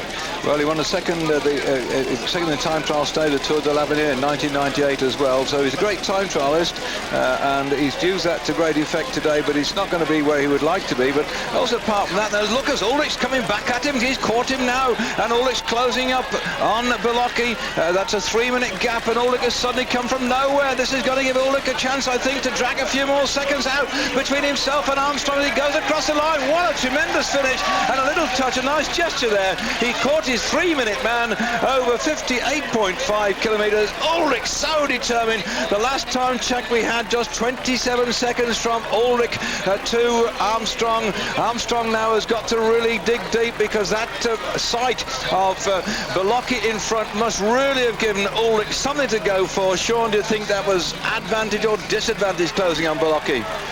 Yes, well, we see he started very strong and he finished as strong, but Belucci is the one who's done a great ride. He's held his third place by with about 30 seconds over Moreau, which is nice to see, considering what he's done this year. He's one of the new kids on the block. That's good then for Belucchi, and I think also would you think that it probably drew Ulrich out a bit, or is it when you're coming through the following cars you lose time? I'm not sure what it's like threading through those vehicles. They have to pull over, but do you lose concentration, you lose rhythm, or do you think there's my man, I'll get him? Yes, well, when you see somebody just out there and you're catching them, well, it gives you that little bit more again, just to go on, because Belucchi was riding for a place in the general, so like he's on a good time. Belucchi a good time for us, and when you see somebody like that out in front of you, it gives you that much a little bit morale again to really just dig in and right to the line. Well, this is the Olympic year, as 1 kilometre to go for Lance Armstrong. We were down in Lausanne the other day, and in Olympics then in 1928, Jack Lortuasa, who lives in Westbury now in Wiltshire, he won the silver medal. That was 72 years ago. Jack, if you're listening, or any of your friends are, we wish you the best of luck, because I know you love time trial. That was a great sport in Britain in the 20s and 30s, and Jack Lortuasa, probably one of the oldest living cycling medal winners, now at the age of 92. Knows all about time trialing. He did in those days too, and I'm sure that he will be following this Tour de France with fascination, and particularly seeing an American now coming on the scene. Lance Armstrong taking over in that yellow jersey, perhaps the mantle slightly of the great Indurain, being able to time trial and take the yellow jersey. But he's been looking for a stage victory. There's no doubt about it now, with a 1:07.13 to beat, that Armstrong here is going to smash this one. He's going to come up here and take the lead. Ulrich has not cracked Muller's time, and so for Lance Armstrong, this is what he's been looking for. This is the stage victory that he's been looking for. He was so keen to get a victory somewhere. He could not do it on the big brunt sprint finishes tomorrow or on the Champs-Élysées, but he's done it in the time trials. Lance Armstrong takes the time trial and keeps the yellow jersey in a confident way. The superb time, 1 hour 5 minutes and 1 second, 53.986 kilometers per hour. Phenomenal.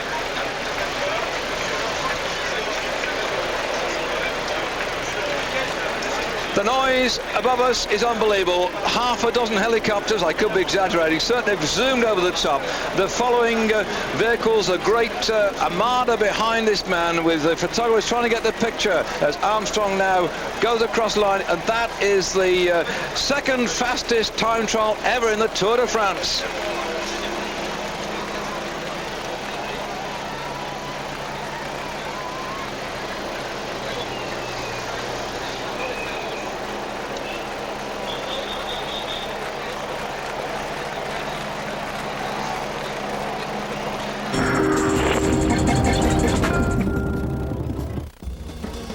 A superlative performance then by Lance Armstrong, putting 25 seconds into Jan Ullrich, 2 minutes and 12 into Christophe Moreau, and 3 minutes and more into the rest of the field, in a very, very convincing time trial victory for Lance Armstrong, giving him that elusive stage victory on his way to surely what must be now his second consecutive victory in this, the greatest race in the world, the Tour de France. Well, we caught up with Lance at the end of the stage for a quick word. To win. I mean, I was motivated. I wanted to win a stage, and time was running out. I knew this was my last opportunity. So, and I wanted to show the race and the world that the Maillot Jaune deserves to be the Maillot Jaune. Lance, if we look back 1 year back, how is the Lance from this year compared to the Lance of last year at the same point? Like, are you more confident? The shape is bad, or? No, it's pretty similar. It's pretty scary, the similarities. I feel tired like I did last year, but I think we were all in the race tired. It's very similar, the sensations. Well, good sensations and good vibrations for this fella from America, who follows in the footsteps of Greg LeMond. Greg won 3 though. Lance on his way to his second. Maybe there'll be a third there before very much longer. Who knows? But he's only 2 days away now from that final yellow jersey on the Champs-Élysées. And there's the confirmed result of the stage. David Miller for Great Britain, finishing in a very good 7th place, less than 4 minutes behind a rampant Armstrong. Well, now we turn to the runner-up and to Jan Ullrich. What did Walter Godefroot, the Telecom team manager, think of this? Well, Ullrich certainly gave everything on this particular stage, but of course we've now got to accept that Armstrong is the winner of the Tour. At the beginning, he was the stronger man in the mountains, and at the end, he's certainly the best in the time trial. There's not a lot more to say, not a lot indeed. Overall rankings, well, 1 or 2 changes there, although Balocchi did in fact hang on to his 3rd place. Christophe Moreau moves up from 6th place. Eras and Virenque each move down a place, and Nardello just creeps into the top 10 from 12th position. Not much change in those placings from 11 down to 10, 20 or 19, with Michael Bourget at 42 minutes, but all in all, Armstrong finishing with a very big margin on everyone else at the end of the day. And similarly, in the climbing competition, the king of the mountains, unquestionably Santiago Botero. Nobody can catch him now, the little man from Kelme, from Colombia, way clear of anybody else. There you see confirmation. Ochoa, his teammate, who was a former holder of the polka dot jersey earlier in the Tour. Virenque, with 5 winners' jerseys in that category, is going to have to settle for 3rd. Eric Zabel, full of smiles. It was nice to hear him on our programme earlier on. Certain to get that green jersey, barring accidents, now for a record 5th time in consecutive years. Robin McEwen sprinting well. Will he be the man on the Champs-Élysées again on Sunday? Francisco Manchebo, this young man from Banesto, leading the under-25 competition. Again, Britain's David Miller, surely now due to complete his first Tour at the age of 23. A solid 5th place for him in that particular competition.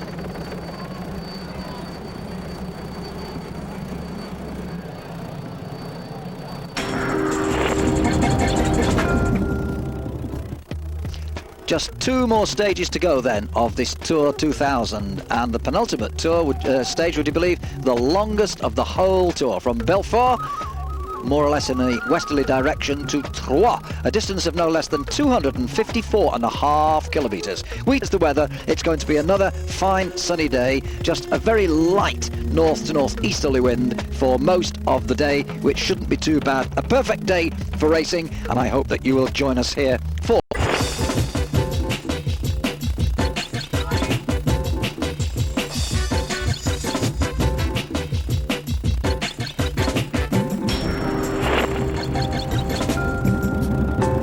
cycling lovers everywhere. This is Mike Smith to take you through the penultimate stage of this year's Tour de France. Yes, the Tour 2000 is not very far away from its finish on the Champs-Élysées this very Sunday, this weekend. There's that all too familiar map, and as we home in, we find that the map that we're going to look at takes you from Belfort to Troyes. The longest stage, this penultimate stage of the Tour, the longest stage, 254.5 kilometres from start to finish. A fairly even sort of terrain, nothing too difficult, and the flags and banners and everything out for Christophe Moreau, because this is actually his hometown. He actually lives in Belfort, and obviously there were a lot of supporters. His family and friends were all out there. A great third place at the time trial to Mulhouse yesterday, and here he says, well, yes, it's good to be on the Tour, and especially to come so close to my own home and to be in a good position. Fourth in the general classification, and currently the first French rider. After 3 good weeks, it's a good reward for my town, Belfort, for all my fans, all my friends and my family. I'm really enjoying it, and I'm realising just how well I have done. The crowds here are massive and marvellous. They've all come to see me, and my feelings at the moment are really quite fantastic. I'm enjoying every minute of it. And so he should. He really has had a very good tour. Christophe Moreau, one of the highlights of the Festina's performance in this year's Tour de France. Well, from a Frenchman, we're now going to turn to one of the Dutch riders and to the former Dutch champion. Here he is, Michael Bourget. He's currently lying 19th on general classification at the start of this stage. Is this perhaps a stage for his Rabobank team? I don't know. I hope so. I hope the guys will do a good job today. So the guys, it means that not you? No, because yesterday I was really sick, and I hope I can finish today. So not confident for himself perhaps, but hopeful that the Rabobank team can add to the 4 stage wins they've already had. 3 for Dekker and of course 1 for Leon van Bon. Well, he looked a little bit serious, but Jackie Durand always has a smile, the Lotto fella who's twice won the Combativity Award, but not this time, of course. But he tells us his morale's still good for all of that. Yes, he says, well, I always look at things philosophically. It doesn't turn out well all the time. You've just got to look ahead, never back. I always look to the future, and I think I was not lucky yesterday, then maybe I'm lucky tomorrow. I always think like that. I have done throughout my career. You maybe have 20 defeats and then 1 win, but you've just got to keep trying. Maybe it'll turn out well. Well, he's always a popular character, Jackie Durand, although of course he's not going to win the Combativity Award this time. Kelmy, of course, have wrapped up quite a few of the awards. Eras is 5th, Botero 7th, Escartine 8th and Ochoa 13th. 4 of them in the top 13, and they deservedly lead the team classification. I think they have had a really marvellous tour, the Kelmy team, after only getting in as one of the wild card selections. Can you believe that? Well, off they went at the start of this long stage, and it wasn't long before we got to the first sprint, 52 kilometres. Robin McEwen just getting a few extra vital points ahead of Jackie Durand and Eric Dekker. McEwen lying in 2nd place behind Zabel in the points position. But just 10 kilometres later, there was a touch of wheels, and down went Michael Bourget, who we were only talking to or hearing from just a few minutes earlier in this programme. He was clearly badly hurt and shaken. He had facial injuries, a very badly damaged knee, and quite unable to carry on. And that really is a very, very sad situation for the Rabobank man, last year's Dutch champion. There you can see some of the facial injuries. He was clearly shaken. He was taken to hospital, out of the race, but I'm telling you now that there is nothing serious, although he has been kept in. He will be in overnight, but purely for observation. Sadly though, Michael Bourget will not be on the Champs-Élysées. That really is very sad. He's a very popular man. The Holland, the Dutch fans really look at him as one of their heroes, but sadly that's bike racing. Anyway, on we went, and not long after that a break got away.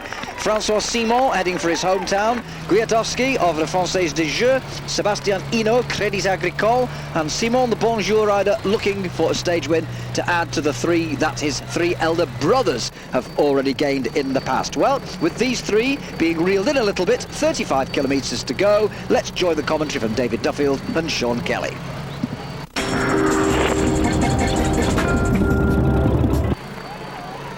Well, time to get the corn in, and there we have the field stringing along, and we have 42 kilometres left in the race, and we have three riders out in the lead. Is this Duke of Edinburgh, by the way? I know he enjoys. I think he normally has a coach and pair or something. This looks rather dangerous to me. We were talking about coaches. We actually went to the museum in Mulhouse last night, and things you're seeing here, the early motor cars were built just like that. Instead of having two horses up front, they stuck an engine in it, so that's why they're called horsepower, by the way, because the early motor cars were designed to look like coaches. They took the horse away, they put engine inside, and that's why you had an engine which had the 2 horsepower or 4 horsepower or 6 horsepower engine, whatever the case may be, and that's where it all came from. And you've seen it there. They've been galloping along. Great Renaissance galloping too as well here, because our three-man breakaway group is coming back all the time. The maximum lead they had was just over 4 minutes at the sprint, 4 minutes 10 seconds when they came through the sprint, with 55 kilometres to go.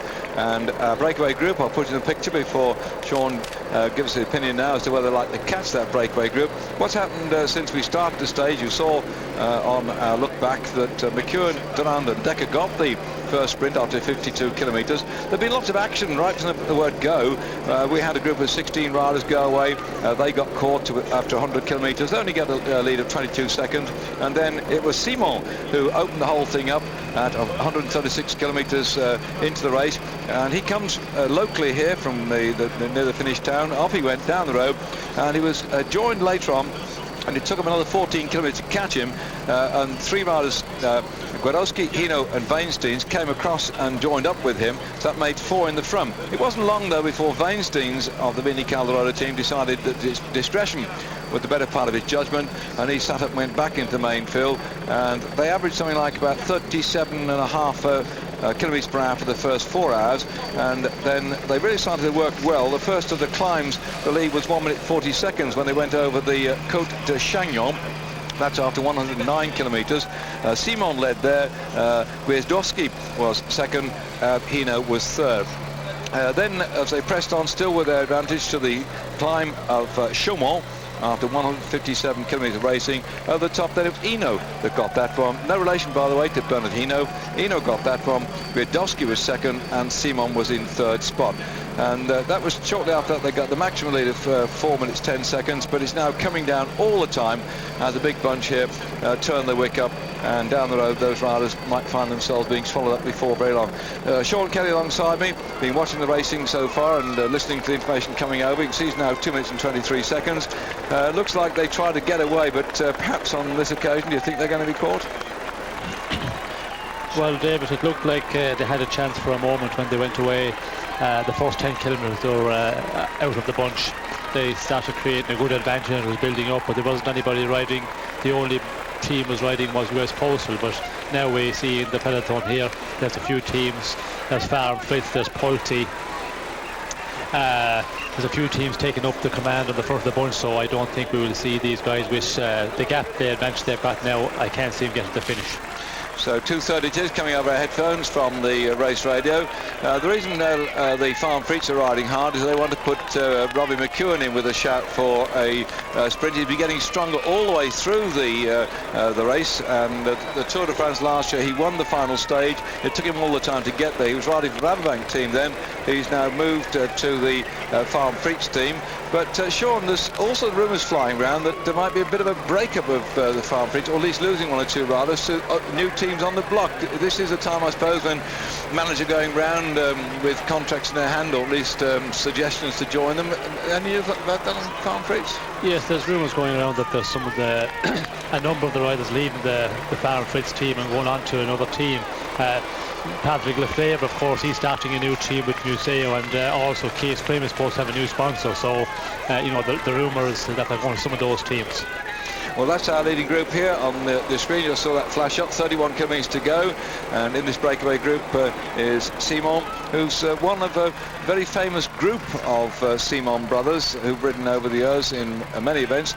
Simon himself, we just picked him up on our screens briefly.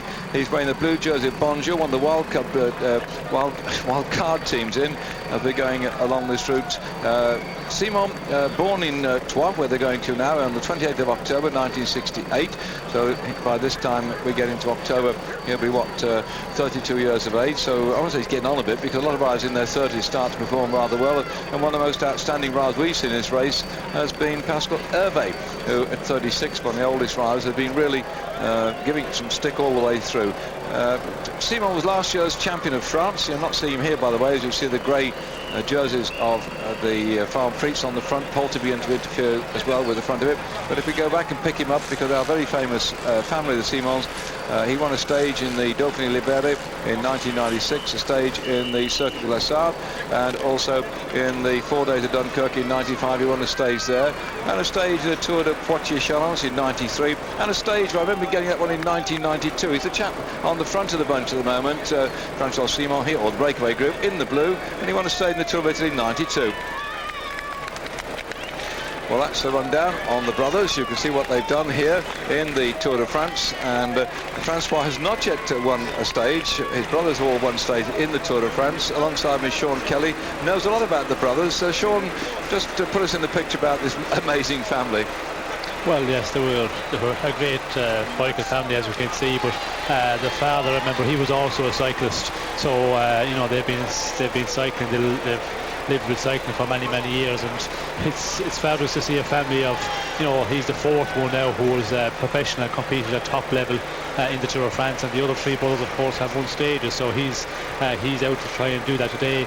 And you know, coming to his own town and to be up the road there, it's unfortunately you know, the bunch have taken up the sprinters have taken up the command in the bunch, so I don't think he'll get it, but if they did come down to a sprint, I think he would have a very good chance with this three-man group. Well, there we are. The Simon brothers, very famous. In fact, their mother also, I understand, Sean, was also driving forth, but I think she used to sort of keep in order and sort things out for them. So I'm sure that his mother will be here somewhere waiting. Right, now then, alongside, this is going to surprise many viewers back at home on the Saturday afternoon. We did have an email, and Mike Smith, listening back in Paris, will probably be able to fill me in on this. We're going to break at the moment in about 20 seconds, but when we come back, there was an email which Mike Smith no doubt dig out there somewhere, that somebody sent an email, said, please interview Graham Watson. We need to know a little more about him, where he's come from. We know he's a famous photographer, but we need to know a little more about him. We see his pictures, we like what we see, but please tell us more about him. Well, we've grabbed the man himself. He's sitting here alongside me. We're going to have an ad break coming up. Once that's over and done with, hang on for the words from the master himself after this break.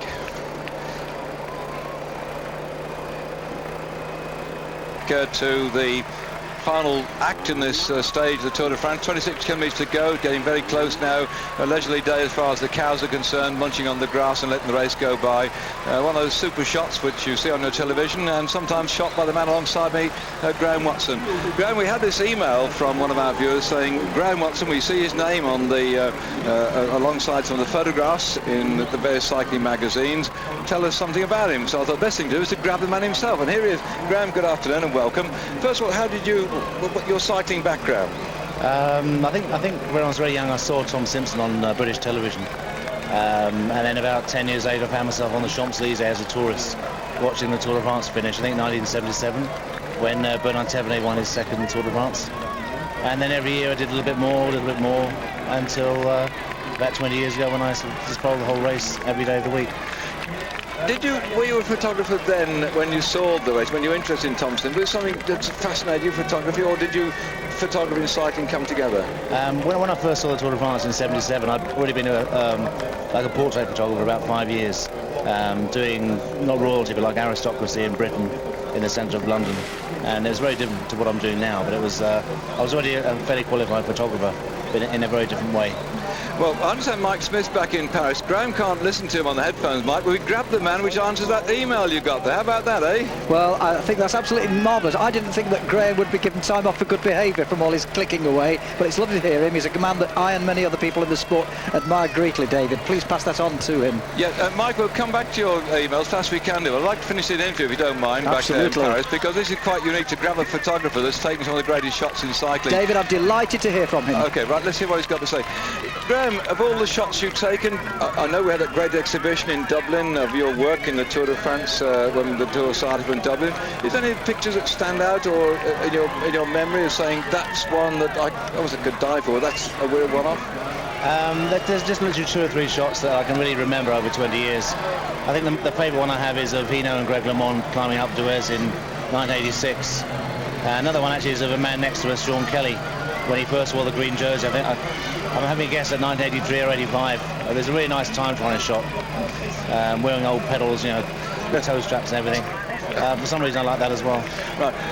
Now then, the Tour this year compared with the years you've been on it so far, what do you look and see differently through a photographer's eyes this year? I mean, or do you just get to it's the same old picture? Is something coming through to you? Is it the riders, the course? What's appealed to you this year? This year's, every year is different from all other years. This year I seem to remember as being not such good weather. Not the real hot summers that really give the Tour de France its flavour. I think we've suffered under some cold weather and some winds and rains. And that to me has affected the way I work. It's not as colourful and dramatic as it could have been. Now, it's about the way you work, Graham. You're sitting here and I can see your skin's beginning to peel on your nose from the sunshine. I'm sure that your socks are soaking wet from the rain that we've had so far. Just sort of give a rundown on a day in the life of a photographer on the Tour de France. Because people just think you're a happy snapper nip out there, but I've seen you chaps working at all weathers and so on. It seems to be a damn hard job. Yeah, every day you try and make a plan as to what you want to do. You look at the route map, you look at where the hills are, where there might be some nice, pretty villages to watch. But really, the Tour is so big, it actually controls what you do. Everything you plan usually goes out the window because things happen around you. Not just the cyclists, but everything else around you, the cars and motorbikes. You can't ever do what you plan to do. And it's really just a compromise of that.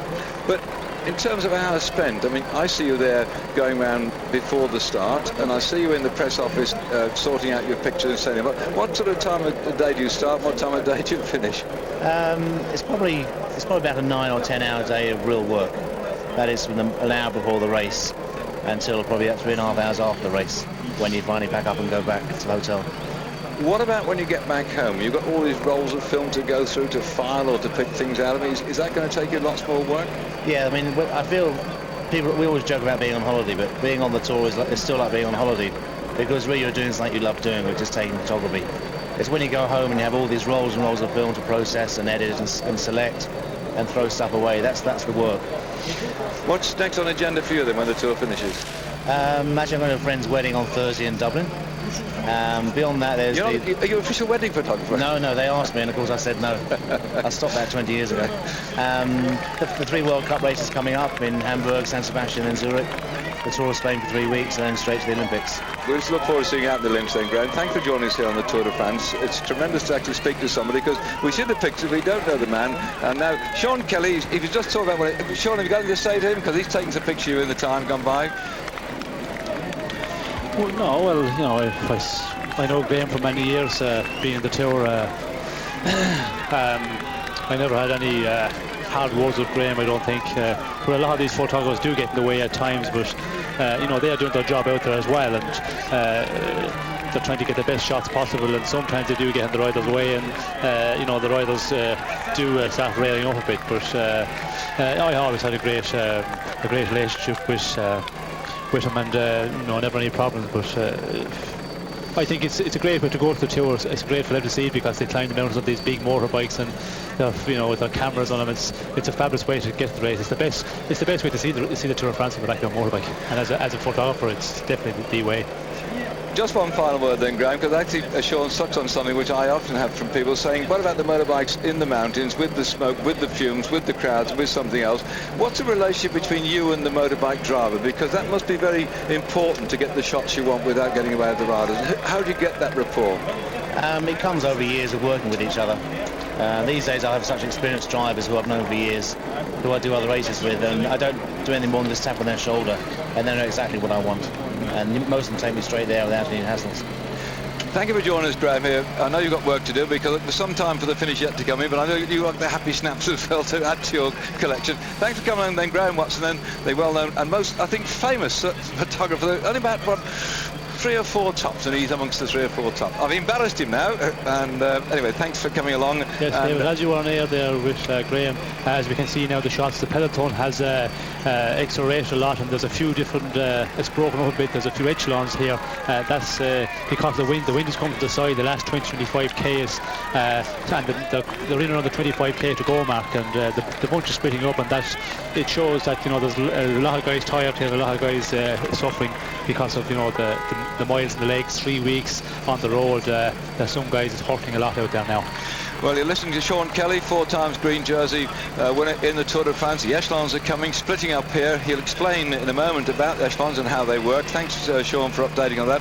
And I hope you back at home didn't mind the intrusion in the racing, talking to Graham Watson there. It's sort of a bit of a shock for something like that to have a microphone stuffed up his nose here in the commentary point, but it's nice to have an insight for another aspect of the Tour. We try and bring that to you over the 3 weeks, little stories, little backgrounds, interview people who are travelling with this great race. 3,500 people on the race doing various jobs, and it's an amazing enterprise.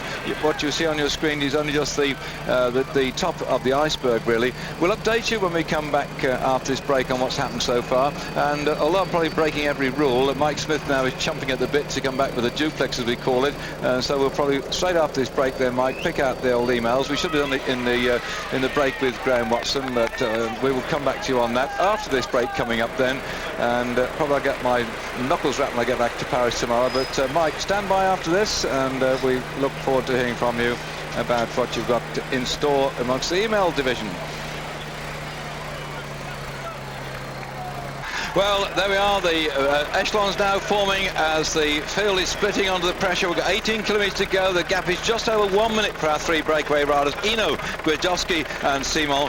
Champing at the bit in Paris is Mike Smith with emails. Mike, I think we, if you don't mind, can we just have the one off the top of the pile and the best one you've got sitting in front of you? Yeah, well, I rather thought you might say that, so I picked up a very interesting one, which you and Sean just might like to discuss. It's from somebody called S. Ginty, who says that now that all the riders, or perhaps most of the riders, have radio contact with their team managers and so on, why do they still allow the team cars to clutter the road and dodge in and out of the riders during the stages? There should be just a few neutral service vehicles and drinks, motorbikes, etc. That's quite interesting, David. Discuss. Well, we'll answer very quickly. Sean Kelly alongside me. Why do the team cars have to come up the riders when they got radios in their ears?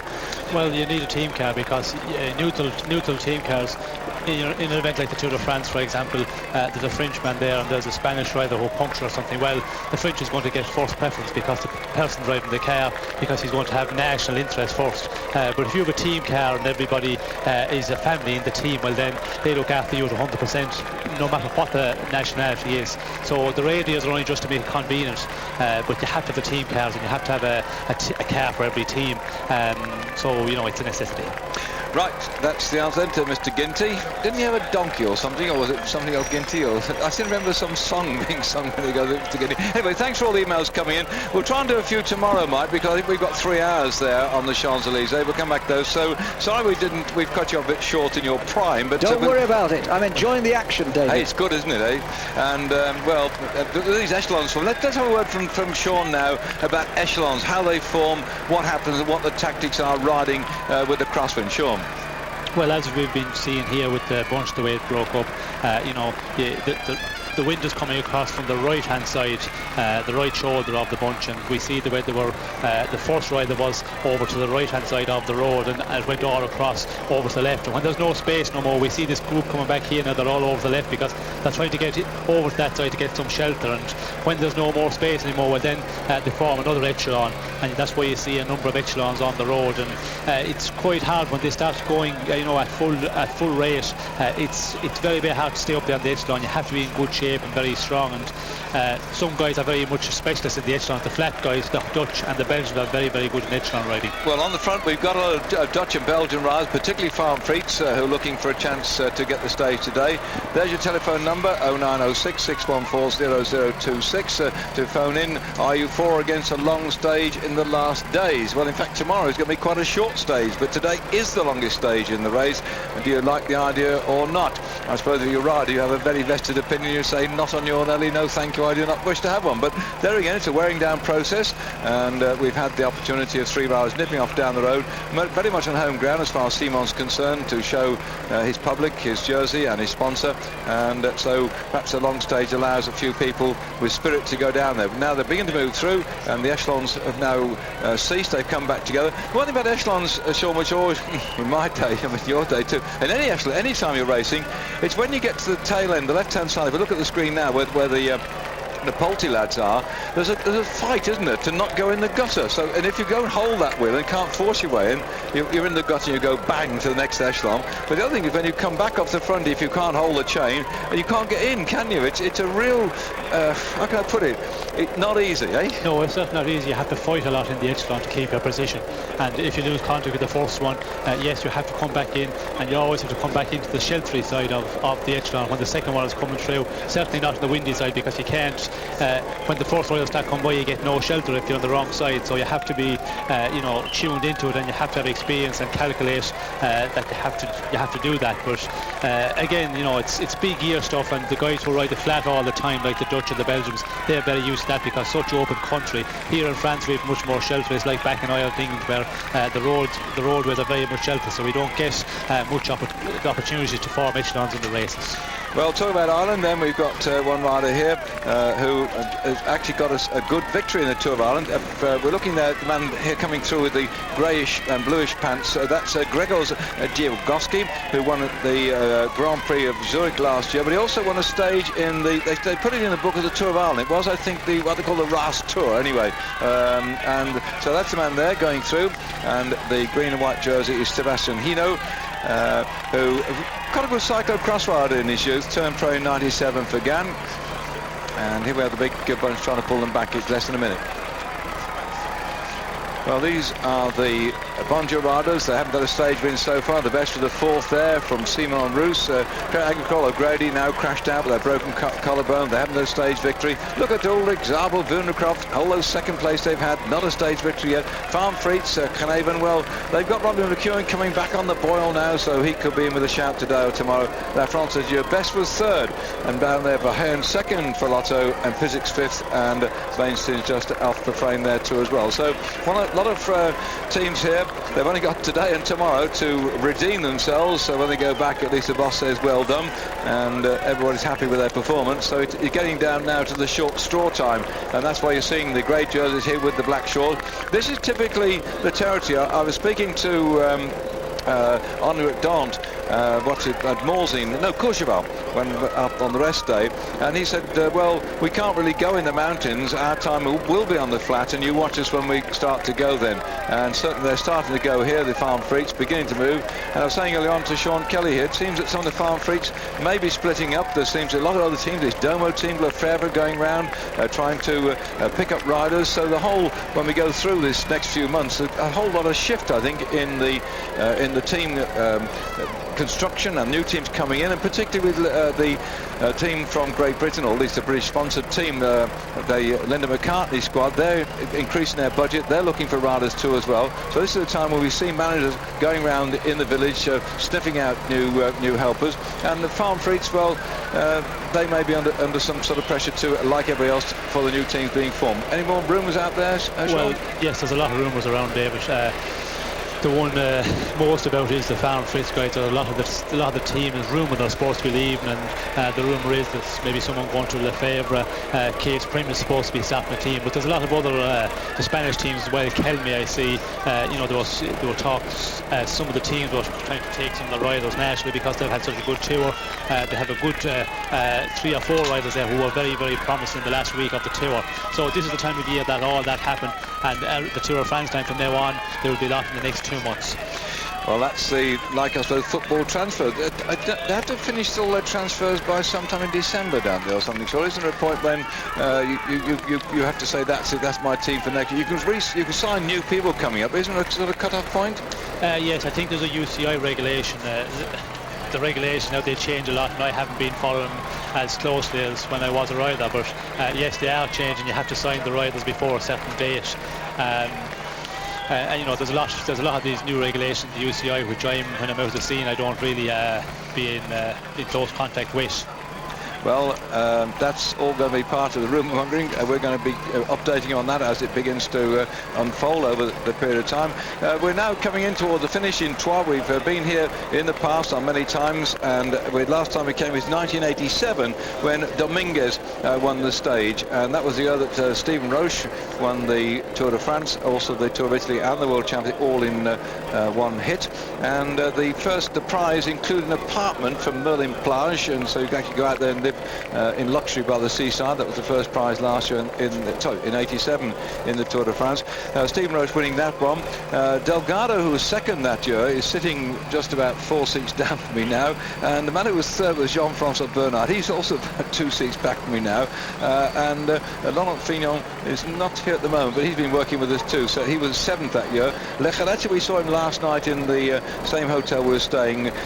Just a few words about Lejarreta. We see this thing going on here, Sean, because he finished 10th in 1987, and you know more about it than I do. We used to ride the Tour of Italy, the Tour de France and the Tour of Spain, all those three big tours in the same year, and he did it for like about 4 or 5 years, didn't he? Yes, Lejarreta was amazing. He was to do 3 big tours, and he was able to come out at the end of the tour and do very well, be in the first 5 overall. He wasn't a guy who was capable of winning the tour. He was very good in the mountains, but in the time trial he was limited. But to do 3 tours, it's an unbelievable achievement in 1 year, not to say 3 or 4 years. Well, he's still alive and well. We saw him last night. Looks very fit indeed then, as we're coming in towards the last 10 kilometres now with our breakaway group led by Simon Guedowski in second spot, and third Eno for Crown Agricole. 10 kilometres to go.